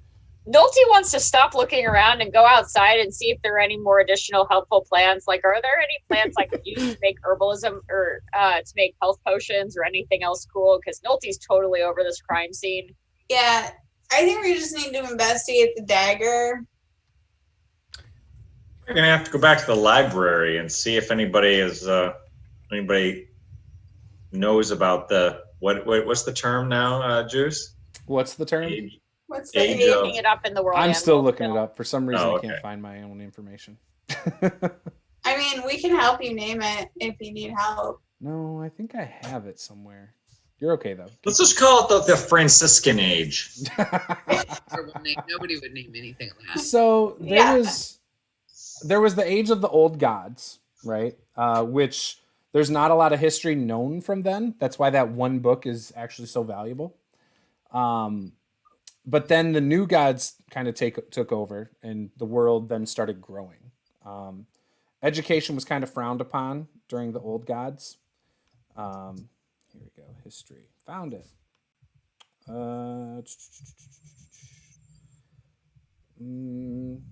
Let's do this. Let's take a 5-minute break so I can fill up my water anyway. And then when we come back, I will have your answer for you. All Okay. right? Cool, Awesome. perfect. All right. Bathroom break. See you guys in a minute.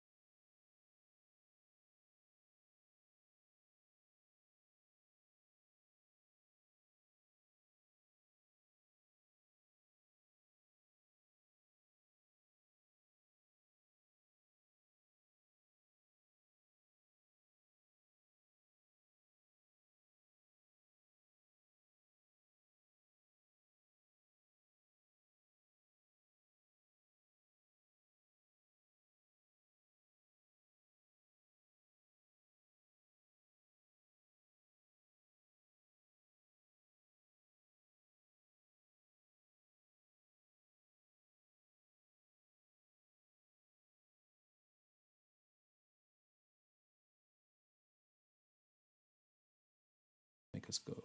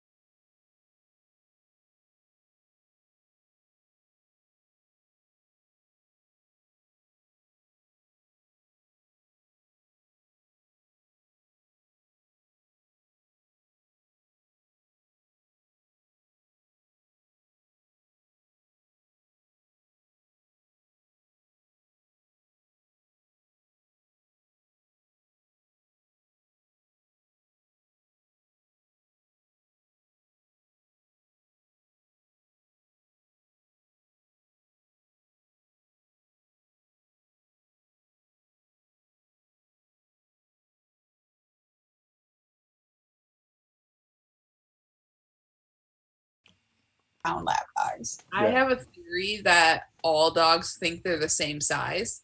Mhm. Little dogs think they're big dogs think they're little, and they all think they're the same size. Yep. Actually, that's probably pretty accurate. All dogs assume they are medium sized unless they're actually medium sized, and they assume they're huge. Small dogs do get afraid of big dogs pretty quick. Like they'll bark at them and get close, but then they kind of cower. If our old neighbor's dog being in our dog's mouth says anything. If the dog is on a leash or behind a pane of glass, they're huge. What about if your dog runs into your neighbor's house, after busting through the fence? Sounds like it's happening. No direct experience with that one, but you seem to be speaking from such. Oh, so a couple years ago when we lived on the other side of the state, our neighbors were great. We loved our neighbors. They're so bad. They're like this old retired couple too. With two like Chihuahua type dogs. Or no, they had one, but then they had a friend's dog that would come over all the time. Anyways, Luckily it was just the one dog this time. But we had a chain link fence, and our dog would run full speed and hit the fence and just push right through the bottom. And it wasn't sharp, so it's not like it cut the back of her or anything. Anyway, so when she got in there, their dog ran through the little doggy door, right, Paula, into their back of their house. Yeah, and that's when we discovered that our 55-pound pit bull bulldog mix can fit through the small Chihuahua size doggy door. Yeah. Anyways, it got into their house, caught the dog in the hallway, didn't bite down at all. It was trying to play, I guess. They freaked out, opened their front door and let our dog out their front door into the street. So we had to chase our dog around the neighborhood till we got her. She's like, I didn't know what to do. I thought it was going to kill my dog. I was like, I was freaking out. I blame you for zero things. Yeah. But we got her, and then Anyway. it was fine. No harm, no foul. We ended up putting lattice fencing and strapping it down really good. Didn't have that Yeah, problem she again. doesn't. So she comes when she's called and she's well behaved when she's inside the house. When she's outside the house, no fences exist and she has no boundaries. True. So, Andy knows. He's helped chase her down before. mhm.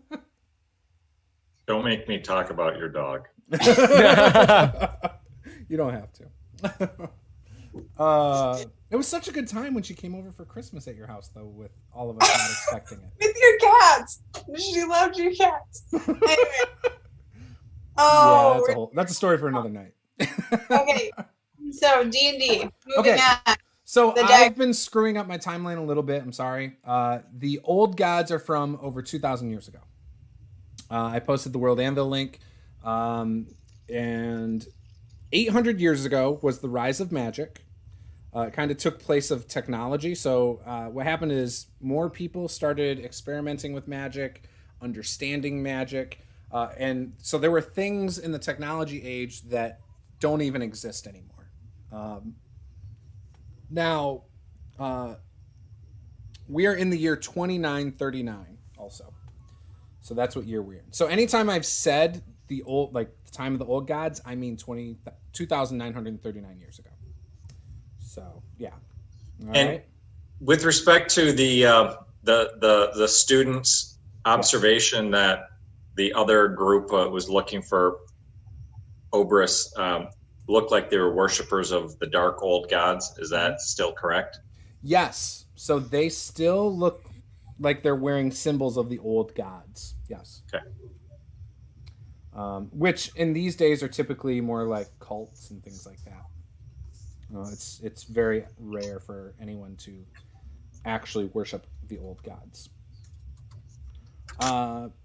Okay. So with that, that's what age it is.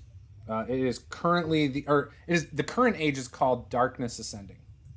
The previous age that we just kind of are getting out of is the rise of magic, and the one before that was technology. All right. All right. So you're still at the scene. You notice that there are some droplets of blood that kind of head towards the door, but you lose the trail into the alleyway of any blood. And Skeeter's been here for a day, and he said he didn't see anything, but I think he took off, and I'm not sure I believe him anymore. But a day or more, the drugs could have knocked him out for several days. I do want to keep an eye as we go, as wherever we're going, whether it's back to the library or somewhere else. I want to keep an eye out for Skeeter. Okay. Wait, before we leave, could I get everyone to gather within 30 feet of me? For no particular reason. That's an oddly specific distance, but sure. Bug.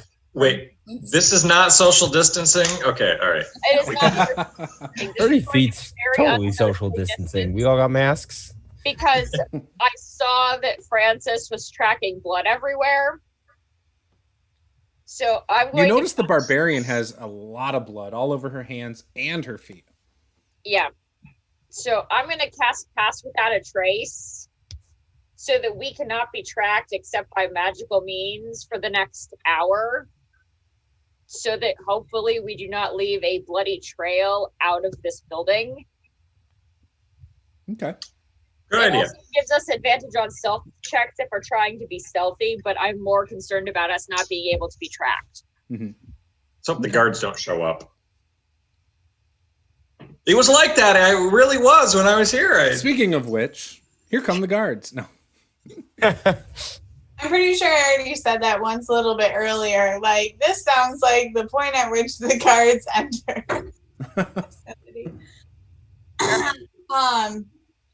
So let's head out. Unless anyone had anything else they thought they could get from this house. No, are we heading back to the library to try and figure out what's up with this knife? Is that sort of plan, if that second tome was not written in a tongue that could be easily deciphered, then my guess is whoever took it might have come back to the library looking for somebody to translate it. So should we take the first one with us and just be like, hey, can anybody here translate this? Yeah, sure. Yeah, let's take it with. I mean, taking evidence from a murder scene's never backfired before, right? Yeah, I mean, it's just fun to walk around with a super rare book and ask people to look for it, and they'll be like, "Where did you get that?" Let's also be clear: we're also walking around with a super rare dagger. That is Yeah, well, But let's also be clear. There's no proof this was a murder scene, as there was no. Well, there is some proof, but there's no body here. So the body was removed. So Without a body, they can't prove anybody died. Right? No body, no crime. It's Yeah. I mean, you can, but it's, what if I just rip a page out of the old book no. and we'll just No. take the page with it?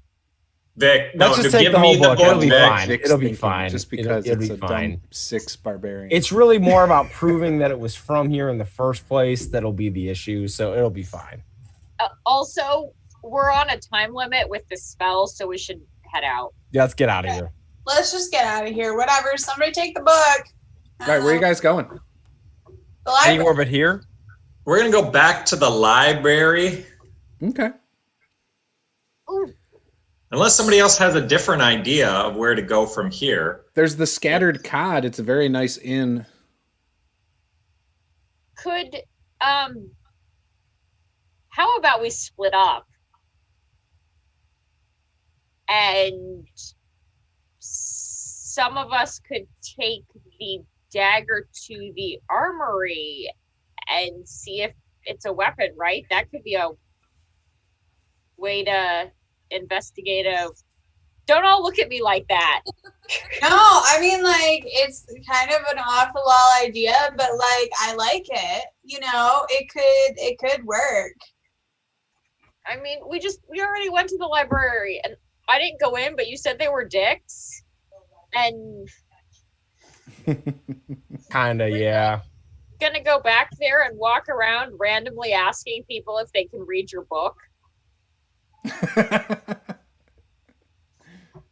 Nolte, when you put it like that, it doesn't sound like a very good plan. It's not, and I really know not very good plans pretty well. That's true. You come up with a lot of them. No offense. No, none taken. All right. But this totally is a completely good plan and not in any way a bad plan. But like, is there any place we could think to check other than the library? Are you asking me or are you asking your party? Yes. What are we looking for? Like, what are we trying to Trying to track figure down? out who would have had this dagger.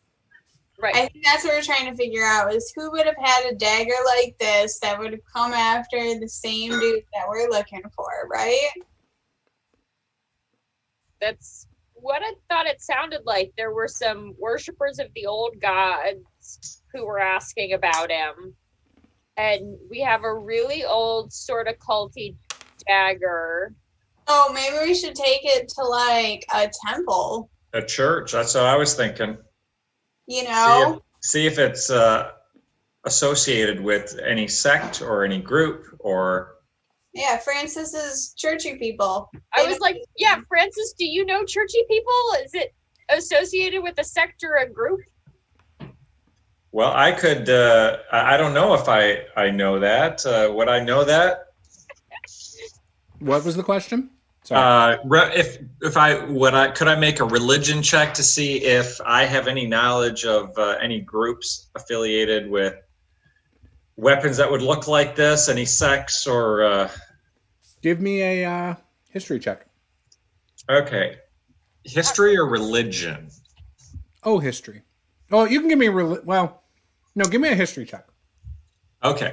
Can I cast guidance on myself before I do that? Sure. Give myself a little bit of. All right. So I'm gonna take this ginkgo biloba and see if it jogs my memory. history. That's intelligence. Oh, damn it. Mm-hmm. Okay, 19. Oh, that's really good.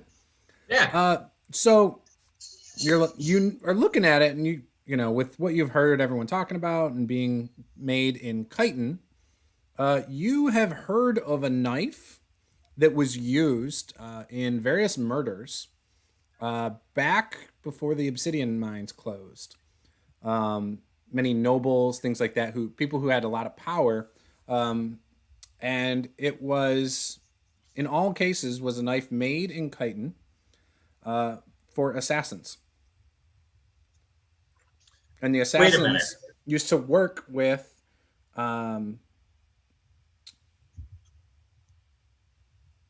Burlington Castle. Wait a minute. When we were in that old halfling tower, didn't Kat miraculously just have some insight into some of the paintings that told a story about a whole bunch of lords and, you know, kings getting murdered and killed? Does that ring a bell with anybody? Rings a bell for me. Yeah. Kat, Yes. you remembered that stuff. Did, because I put my education to good use. Yes. and what The was character remembers. The player. what doesn't. was that we remembered that just we saw a few days ago in the paintings, Juice? Oh gosh, now you're doing it to me. I don't remember. I'm talking about like 4 months ago. Longer than that. Yeah, it was a long time ago. I don't remember. Oh, this is terrible. I thought our professional note taker over there. Right? I feel like we had one of those. So Yeah. handy. If not, we should really think about hiring a professional note taker because Right? memory is hard. I'm gonna have to go back and watch all the episodes from episode 1 again. I usually only watch the previous episode the same day of the game. so 2 months ago's game is fresh in my mind today. I'm gonna see if I can find the notes.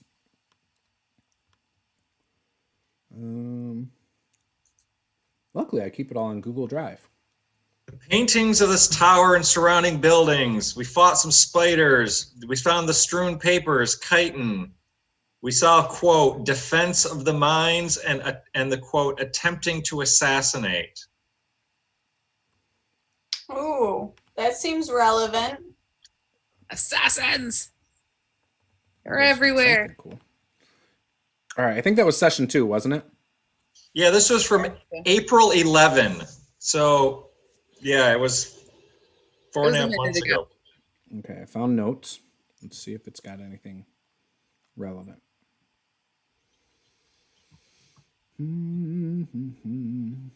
Nope, because I didn't update them. Dang it. Defense of the mines and attempting to assassinate. That's what I remember. That there were a whole bunch of leaders who got iced. Yes, all around the same time. That was part of the reason why all these towers were, all these All ruins. castles and, you know, became abandoned or overtaken. Yep. Not only were their nobles killed, but they didn't have an income and they didn't have a plan since the mines were closed. So we've identified this dagger as something used by assassins from That have once worked with Burlington Castle. And they're made in chitin by their blacksmiths. So Reilly, you would know this dagger is a +1 to hit. Oh, It is a this well-balanced This assassin's blade. has a really good hand feel. This handles really well. It's a good dagger. You should probably think about how I phrase that next time, but whatever. I'm not sorry. I said it.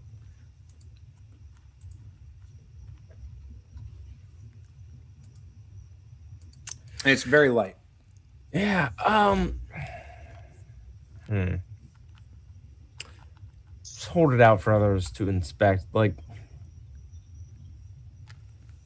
this is just a weird thing to show up at a random student's apartment, right? Well, and to be left behind Or what's too. your professor? Yeah. Oh, he's an older scholar. Scholar. Sorry, yeah, right. He's an older scholar, but this is a weird thing to be at a. Yeah, I'm almost not sure that we want to ask too many questions about it. You know? Like, I mean, I'm just saying, if I was hanging out at an armory and somebody walked up in there with some sort of obscure ancient dagger, you know, I probably have a lot of questions about where that came from. And I don't know if we want to answer those questions. Maybe we do, maybe we don't. Right? Well, how did it get left behind? If it's valuable and useful. I don't know. Is that a part of like the assassins, you know, whatever? They usually take mementos, not leave them. I mean, yeah, but maybe they all like leave, you know, like Ancient daggers. an ancient ceremonial dagger. Like, Oh yeah, the calling card of the ancient dagger assassins.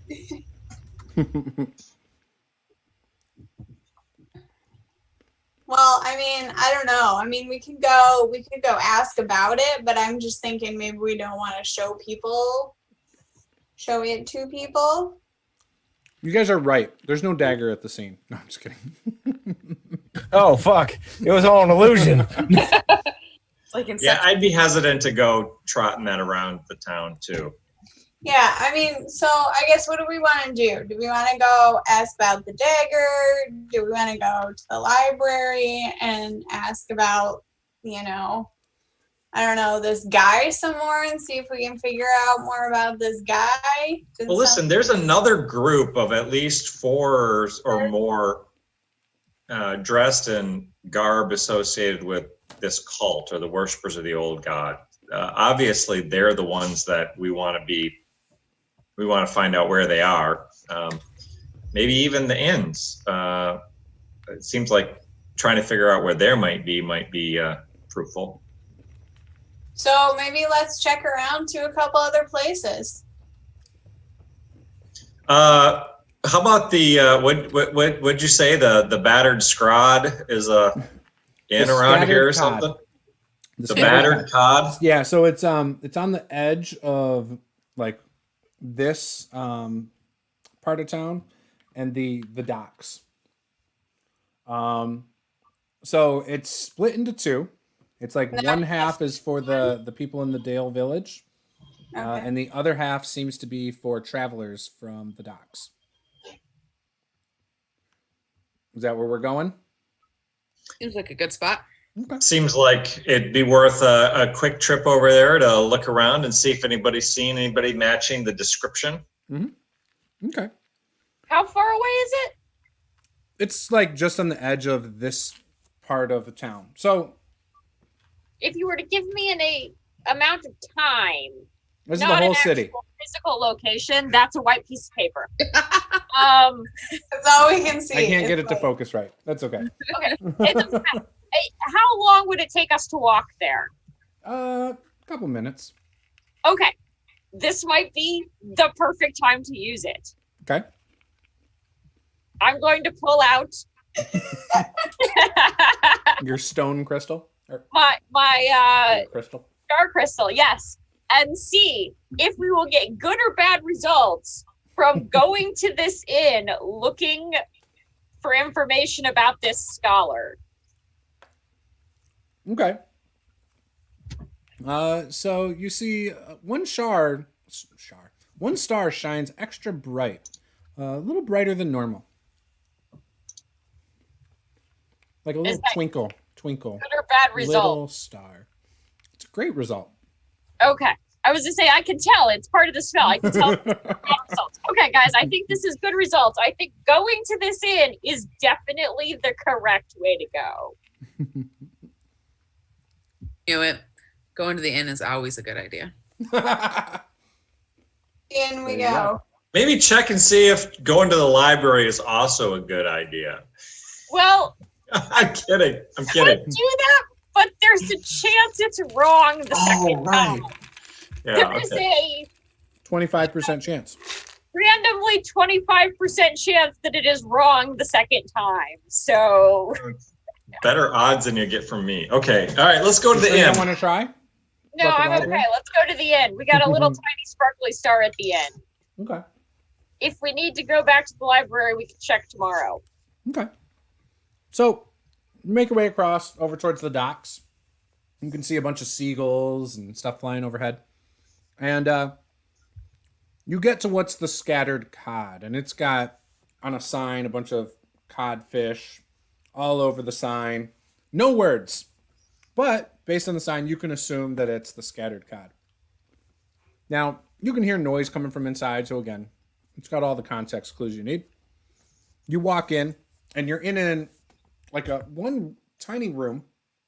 It's about 10 by 5, and it has like a desk, not a desk, like a host thing. And there's a door to the right and a door to the left. And as you walk in and you're standing there, someone comes from behind a curtain that's straight ahead behind this. They go, "Oh, how can we help you? What are you looking for tonight?" So this looks like an inn. Mm-hmm. Well, it looks like a host table. It's like a reception area. Yeah. What fancy place is this? Yeah. Do you need a room, or would you like to go to the bar? Bar. Definitely bar. Definitely the bar. We're here meeting some friends. They're dressed like they're dressed in some odd clothes. Have you noticed that? That doesn't sound like anybody who's been in here. Well, hopefully you find your friends. If they're staying in the inn, well, then they'd probably be over there. But if not, you can go over there and help yourself to the bar. Let's do it. I will definitely help myself to the bar. Yeah.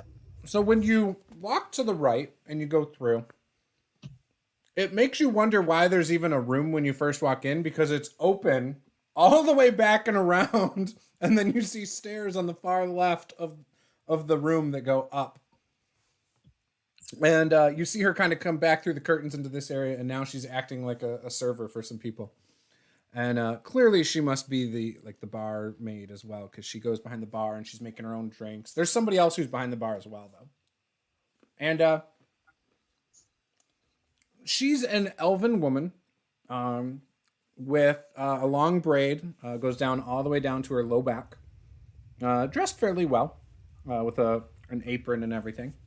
And she tells you guys, "Yeah, make your way to any table you want, and I'll be with you in a moment." Looking around, you can see clearly on the far side of the room, there's a couple different privacy rooms. There's no door, but you can see they're more secluded, away from everybody. They both look empty. But most of the tables seem to be taken up by sailors and things like that. You see a couple guys with amputated arms at the elbow and things like that, which is pretty common, for fishing accidents with nets and stuff. And it's a rough crowd in here tonight. You do see up at the bar a couple that look like they might be from this area. Nobody meets the description of what you thought these cultists might look like. Nobody gave you a good description of what they looked like in the first place, other than pendants and things like that had symbolism. And you can't really tell if anybody has that in here. So nobody in the main room matches Correct.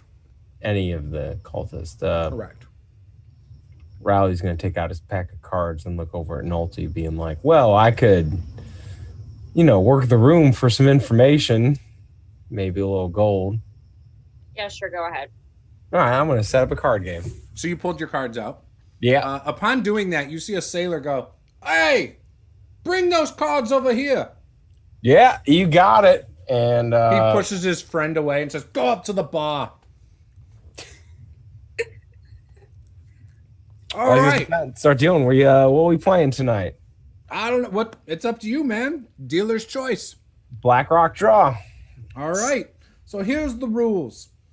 Basically, it's going to be roll 2d10. Add the number together. Decide if you want to stay or not. You want to get as close to 20 without going over. Okay. Does proficiency in playing cards help me out at all? Wait, closest to 20 without going over? Yeah. So How can you go over? Because afterwards you can choose to give up and roll. You can continue to roll. Sorry, I didn't get it far enough. Yeah. So anyways, that's how it's going to work. So if you roll it's kind of like blackjack, but Okay. without 21. So does proficiency in playing card sets help me at all? Yes. So one in every one time I will let you re-roll one die. All right, so I'm gonna roll. I have 10 even, so I'm gonna continue rolling. Before you roll again, he says, "How much are we wagering?" Well, just looking at you, fellow, you look like a low stakes kind of guy. So, how much you putting up? He pulls out a bag of coins. You don't know how much is in it, but it seems like it's got some weight when he puts it on the table. All right, I've seen this trick before. Open up that bag, please. Put yours out first. I'm gonna put just like, all right. You know, you're a sailing fella. I don't want to break your budget. I'm just gonna put 3 gold coins down on the table. Does that seem sufficient? He matches and raises you up to a total of 10. Put 10 on the table. All right, let's do this then.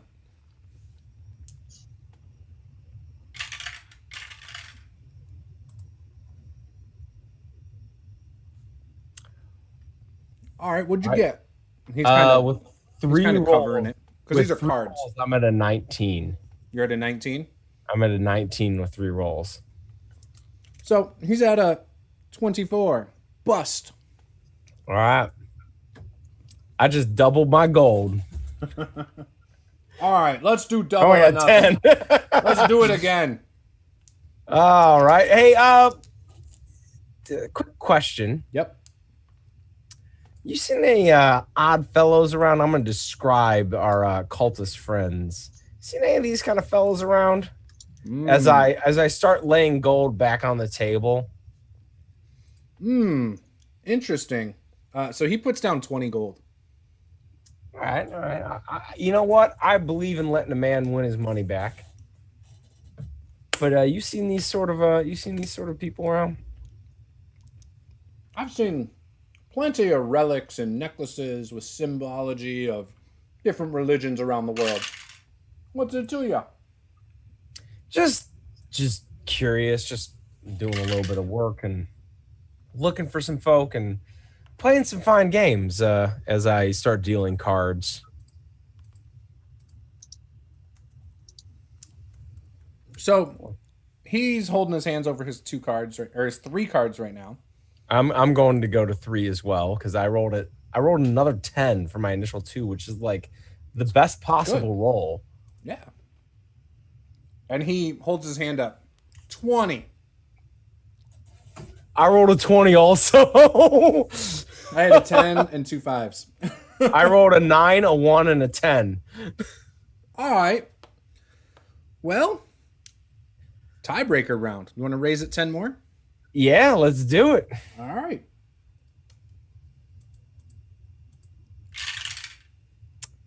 Where are you seeing these folks around? I mean, we see a lot of that stuff in the southern regions of the world, but I mean, not around here. Not around here, no. I'm at a 14 by the way right now at 3. I think I'm gonna roll again. He holds at 8 double 9s. Double 9, so he's at an 18. Mm-hmm. All right, I'm gonna roll again.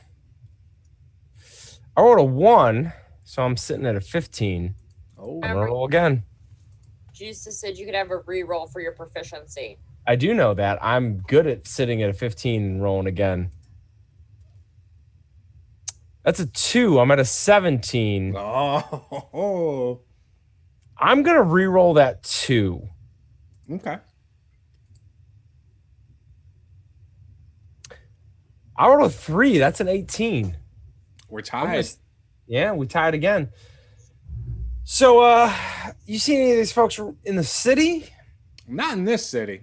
I had not seen anything for any old gods. I'm going to lay the dagger on the table and be like, you ever seen anyone carry one of these? Oh my goodness. Yeah, right? Is that one of those assassin's blades? I don't know. He says it really loud, and you see like a couple people at surrounding tables kind of start looking over at you. Did you kill somebody who had this? No, I found it. I don't even use these sort of blades. I'm not really a stabbing type. That's mighty strange. Isn't it?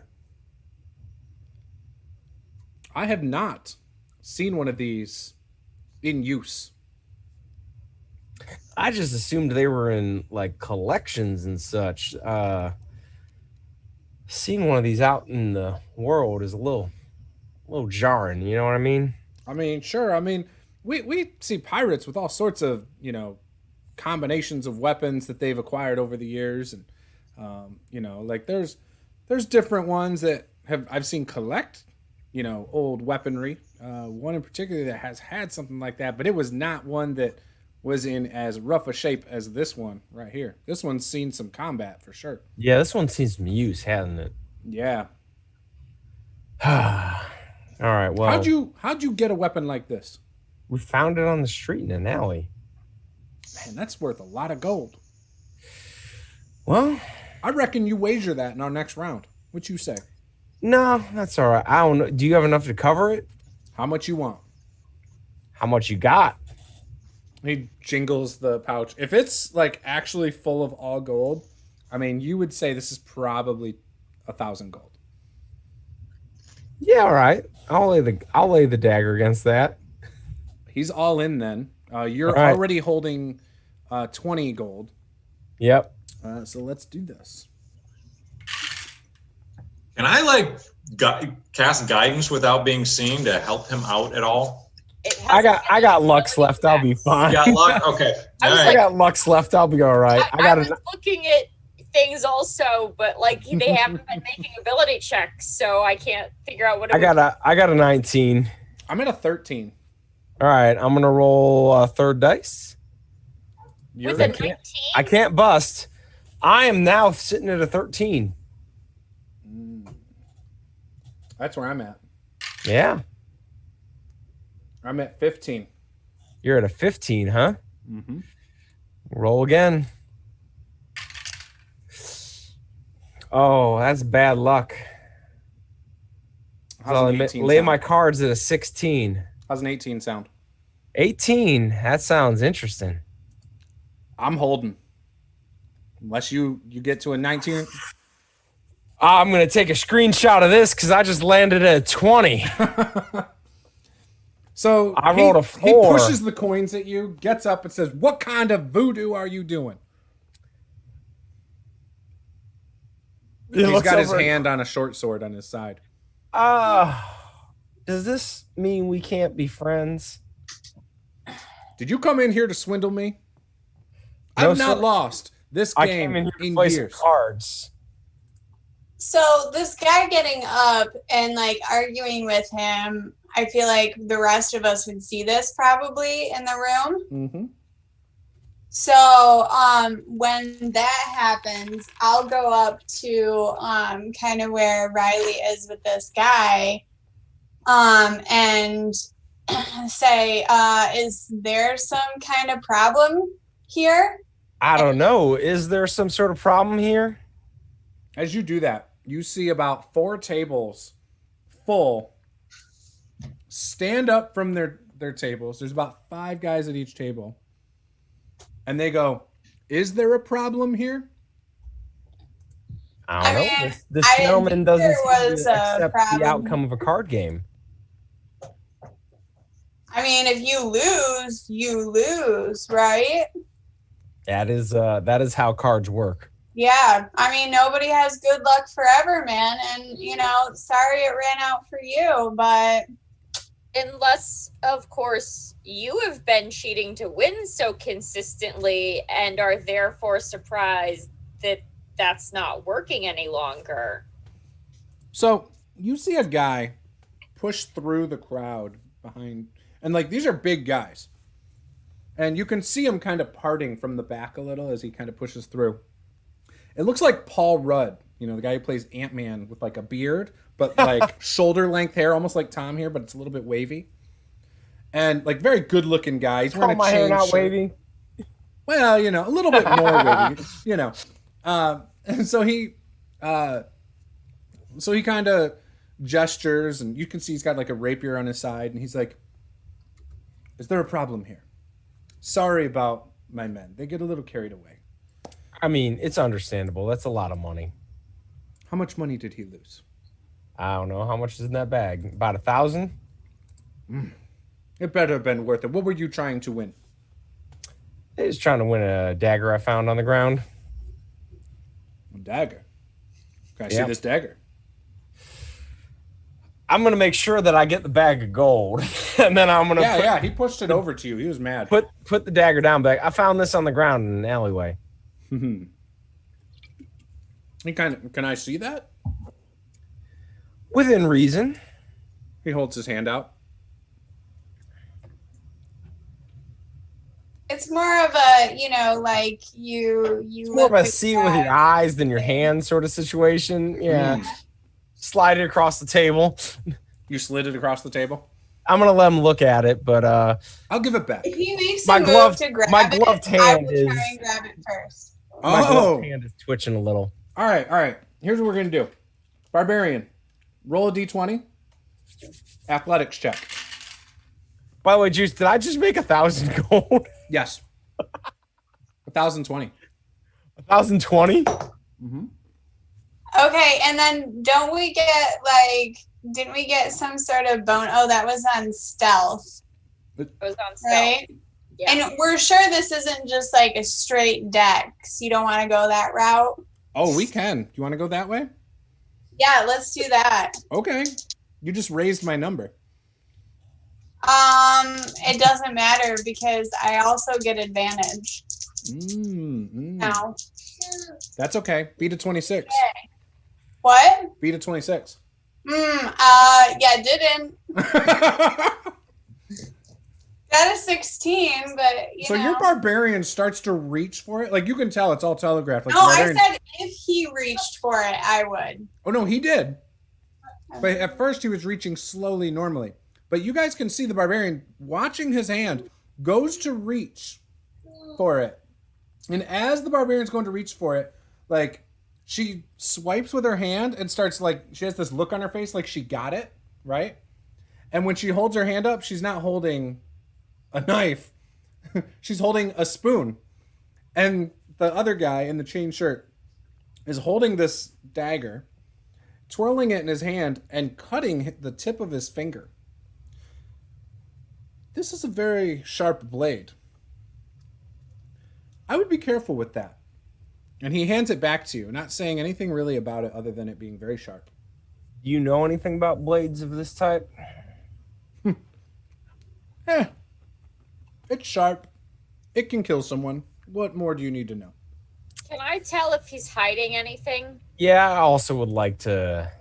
Who's making the roll? Let's make it Nolte making the roll. But she can do it with advantage with your kind of... Yeah, with a little bit of assistance. Yeah. I can do that. All right, that sounds good. Since you're kind of the one baiting him and she's the one reading the conversation. Dirty 20.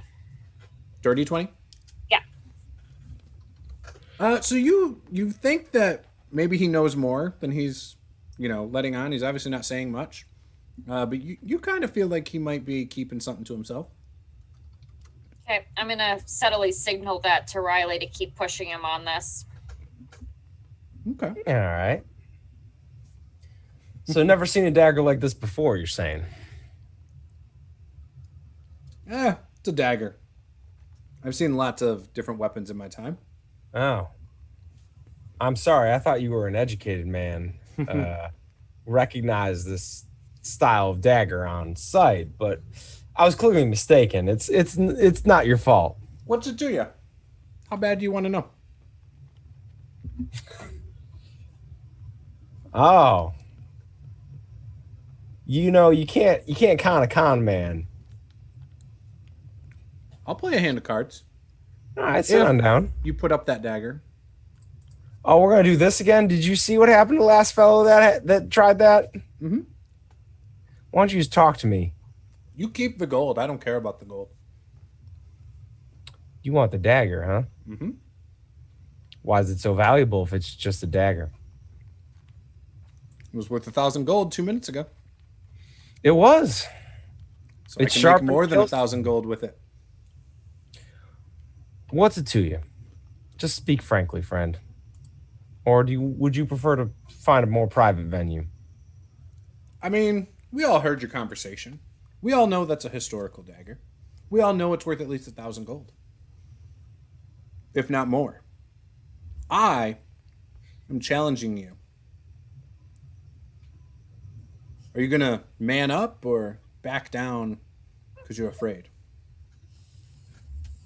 Reilly's just going to deal him 2 cards.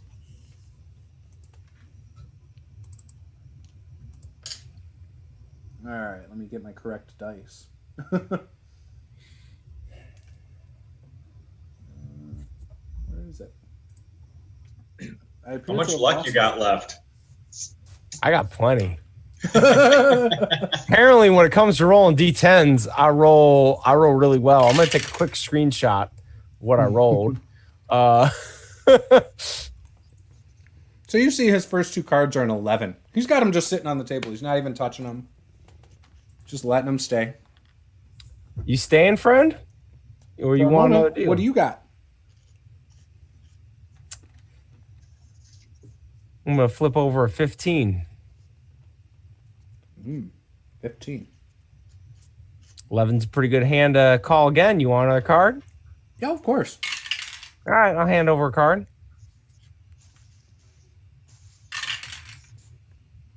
Oh, I'm at 16 with 2 more cards. You're 16. All right. I'm going to use my proficiency to re-roll that 9. All right. Oh, I busted. Give me that dagger, son. I'll give you a dagger. He grabs it, and then he tells you, he says, these daggers are held by some of the best assassins in this part of the world. That I knew. Tell me something I don't. I would go to Chiton, where they fabricate these. That's where I would go. But I don't know. I mean, this is over 1,000 years old. I don't know what they're going to be able to tell you. However, if I had to guess, they might be able to tell you, possibly which blacksmith did this. From there, you might be able to find some more information. Well, you see, the blacksmith from 1,000 years ago. Every blacksmith has their own branding. Gotcha. Here's the catch. It's like a number. With that. Here's the catch with that. I'm gonna need the dagger. No, you won't. For them to ID it. He turns, says, "Scribe, pull out some parchment. Trace this for him." And what he does, puts it down, takes some coal, and does it across the dagger. And he says, "My name is Jules. Pleasure to meet you." It's a pleasure to meet you too. Can I roll a quick insight check to tell him if is he bullshitting me on this? Give me an insight. On this coal rubbing. You know what? Let me roll it. What's your insight? +4. +4. You think he's telling you the truth. You kind of like how stand-up he was about telling you after the card game, even though he won the dagger, about where to possibly go. That's fair. All right, so we go to Chiton, we show him this rubbin, and we get the info we need. And I made 1,200 gold off a card game. So 1,020. Sorry, not 1,020. Sorry, 1,020. Oh, yeah, I'm gonna go adjust that because I think I entered that wrong. So you guys would know where you are. So we gained 1,000 gold and lost a dagger +1. Yes. Yeah. Only to hit though, not to damage. So Perfect. how much do we normally pitch into weapon and also no one here uses daggers. Yeah, how much do we normally pitch into this party fund? I leave it up to the party. I mean, that's what I was asking. I was asking Francis. Francis, how much does one normally contribute to the party fund? What is customary? Well, normally we everything that we find along the way goes into the fund and then gets split up periodically. I don't know how my friends feel. That feels like. How does 1,000 gold contribution sound to that? That would be incredibly generous. Something that we wouldn't necessarily assume or expect. Why don't you go ahead and I'm just gonna dole out the 1,000 gold. Be like, I'll hold on to this. I'll hold on to this other 40 gold I made in the previous hands, and we'll call the other 1,000 as a party fund, as we all found that dagger. So you guys are talking about this out loud. What are your guys' passive perceptions? 14. 16. 16. 12. 12. 12. What's yours, Tom? 12. Okay, so the 16 notices out of the corner of her eye that everybody's kind of watching you guys now, seeing you take this 1,000 gold, and they're kind of whispering to each other in the back, like not the guys who are with this first with Jules, but some of the other ones in the back are kind of just watching you guys, eyeing you. I'm going to try to keep an eye on them. Okay. I don't know. I got these words running through my mind about knowing when to hold them and knowing when to run. Yeah, I would say let's leave, and if they want to try something, they can go ahead and fucking try it. Reilly, are we making a quick getaway? No, this can be a normal paced getaway. Okay. Run too fast, they'll chase. Not an expeditious retreat. Just Yeah. Okay. At this point, it may become obvious that Nolte has actually been carrying like all of her shit with her at all times, including a set of saddlebags and a saddle and like. Jeez, oh Pates. How Yeah. many arms you have do a got? 15-foot tapestry. I do not have a 15-foot tapestry, but like she has a saddle like slung over her shoulder. Gotcha. Like I'm imagining the encumbrance meme where he's got like all sorts of stuff like on his back. It's like twice as tall as him. Reilly carries a lot of our small stuff. Right. But Okay. So where are you guys going? What are you doing? How far is this? I mean, like, I'm assuming we need to take some sort of transport to this city. Yeah, so it's yeah. So you guys know it's really far. So you would have to, from Port Obsidia, if you went east on the roads, you're going to hit Black Rock Village, which is at the southernmost part of the Black Rock Cliffs.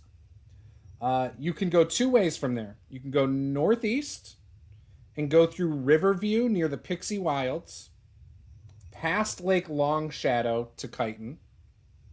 Or you can go southeast through Crestwood, which is another city. So you'd hit Black Rock Village, Crestwood, the Axenmore Pines, which is a forest. Come across another forest in the Temple of Knowledge, and Eagle View, and then you could go up to Chiton from there. They're both about equal distance, but one has more stops, more terrain differences, things like that. did we get everything you guys needed from this town? I don't know if we necessarily need to leave right now, but we have the inscription, the rubbing of the dagger, and we have significantly more money to grease necessary wheels with to determine information. Did we have any more leads on this topic other than the singular scholar who has been potentially stabbed to death? No, that was it. Nope.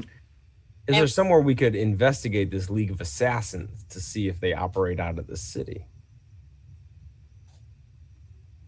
I mean, unless you know some assassins in the city, conveniently. I mean, do I, GM, know any convenient assassins in this city? Nope.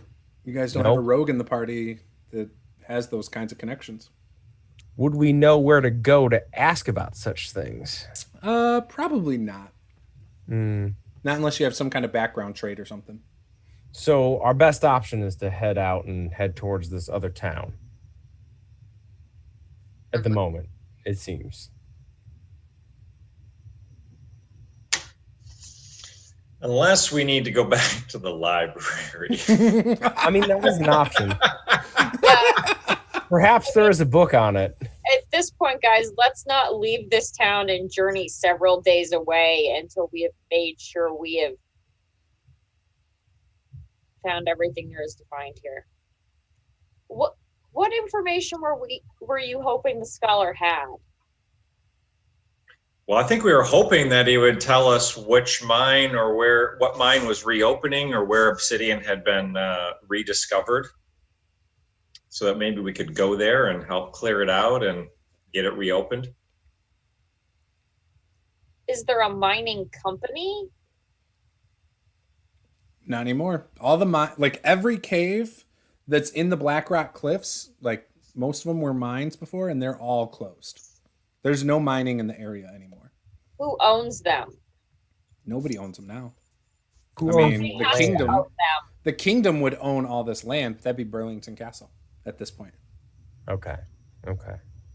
But Right. they are not helpful anyway. Like they're northeast of everything. They do like they're kind of disconnected. Like they don't give a crap about Port Obsidia. They haven't helped them at all. They deal with chitin because the arms for their army and stuff are made there. But they don't even offer a lot of protections for people in the lands. It's almost like it's disputed lands. Some would probably say Port Obsidia are the true rulers because they try to take care of their people. Whereas Burlington Castle does not come this far west. However, Burlington Castle claims that they own these lands. Okay. And actually does have a military power. Like if they fought with Port Obsidia, they'd crush them. There's a bit of a dispute, but one party would clearly come out in the right, as it were. Mm-hmm. But there's not an authority who might have additional information on this. Well, sounds like we're heading out then. Well, the only other thing I can think of is just investigating the rumors that there are. I mean, obviously the rumor and the word that the mines were reopened had reached us wherever we started. Yeah, so the original rumor, and I'd have to go back and watch for the exact words, but the thing I was trying to get across is somebody stumbled across the caves. It's not uncommon for people to go into the caves and look for treasures, little trinkets, whatever they can find, and scavenge, because money is hard to come by, right?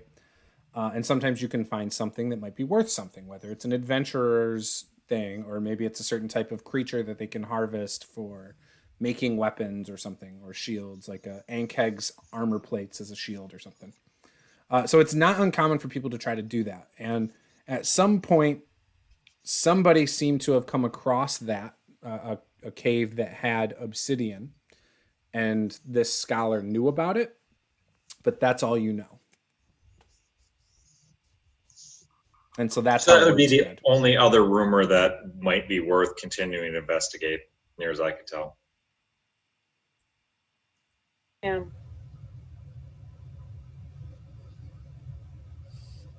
How about we just head to the other place? That's fair enough. So sounds like we have a split. So it sounds like some people want to head out of the town now and start heading towards chitin. Others want to stay in town. Well, how much of the day do we have left?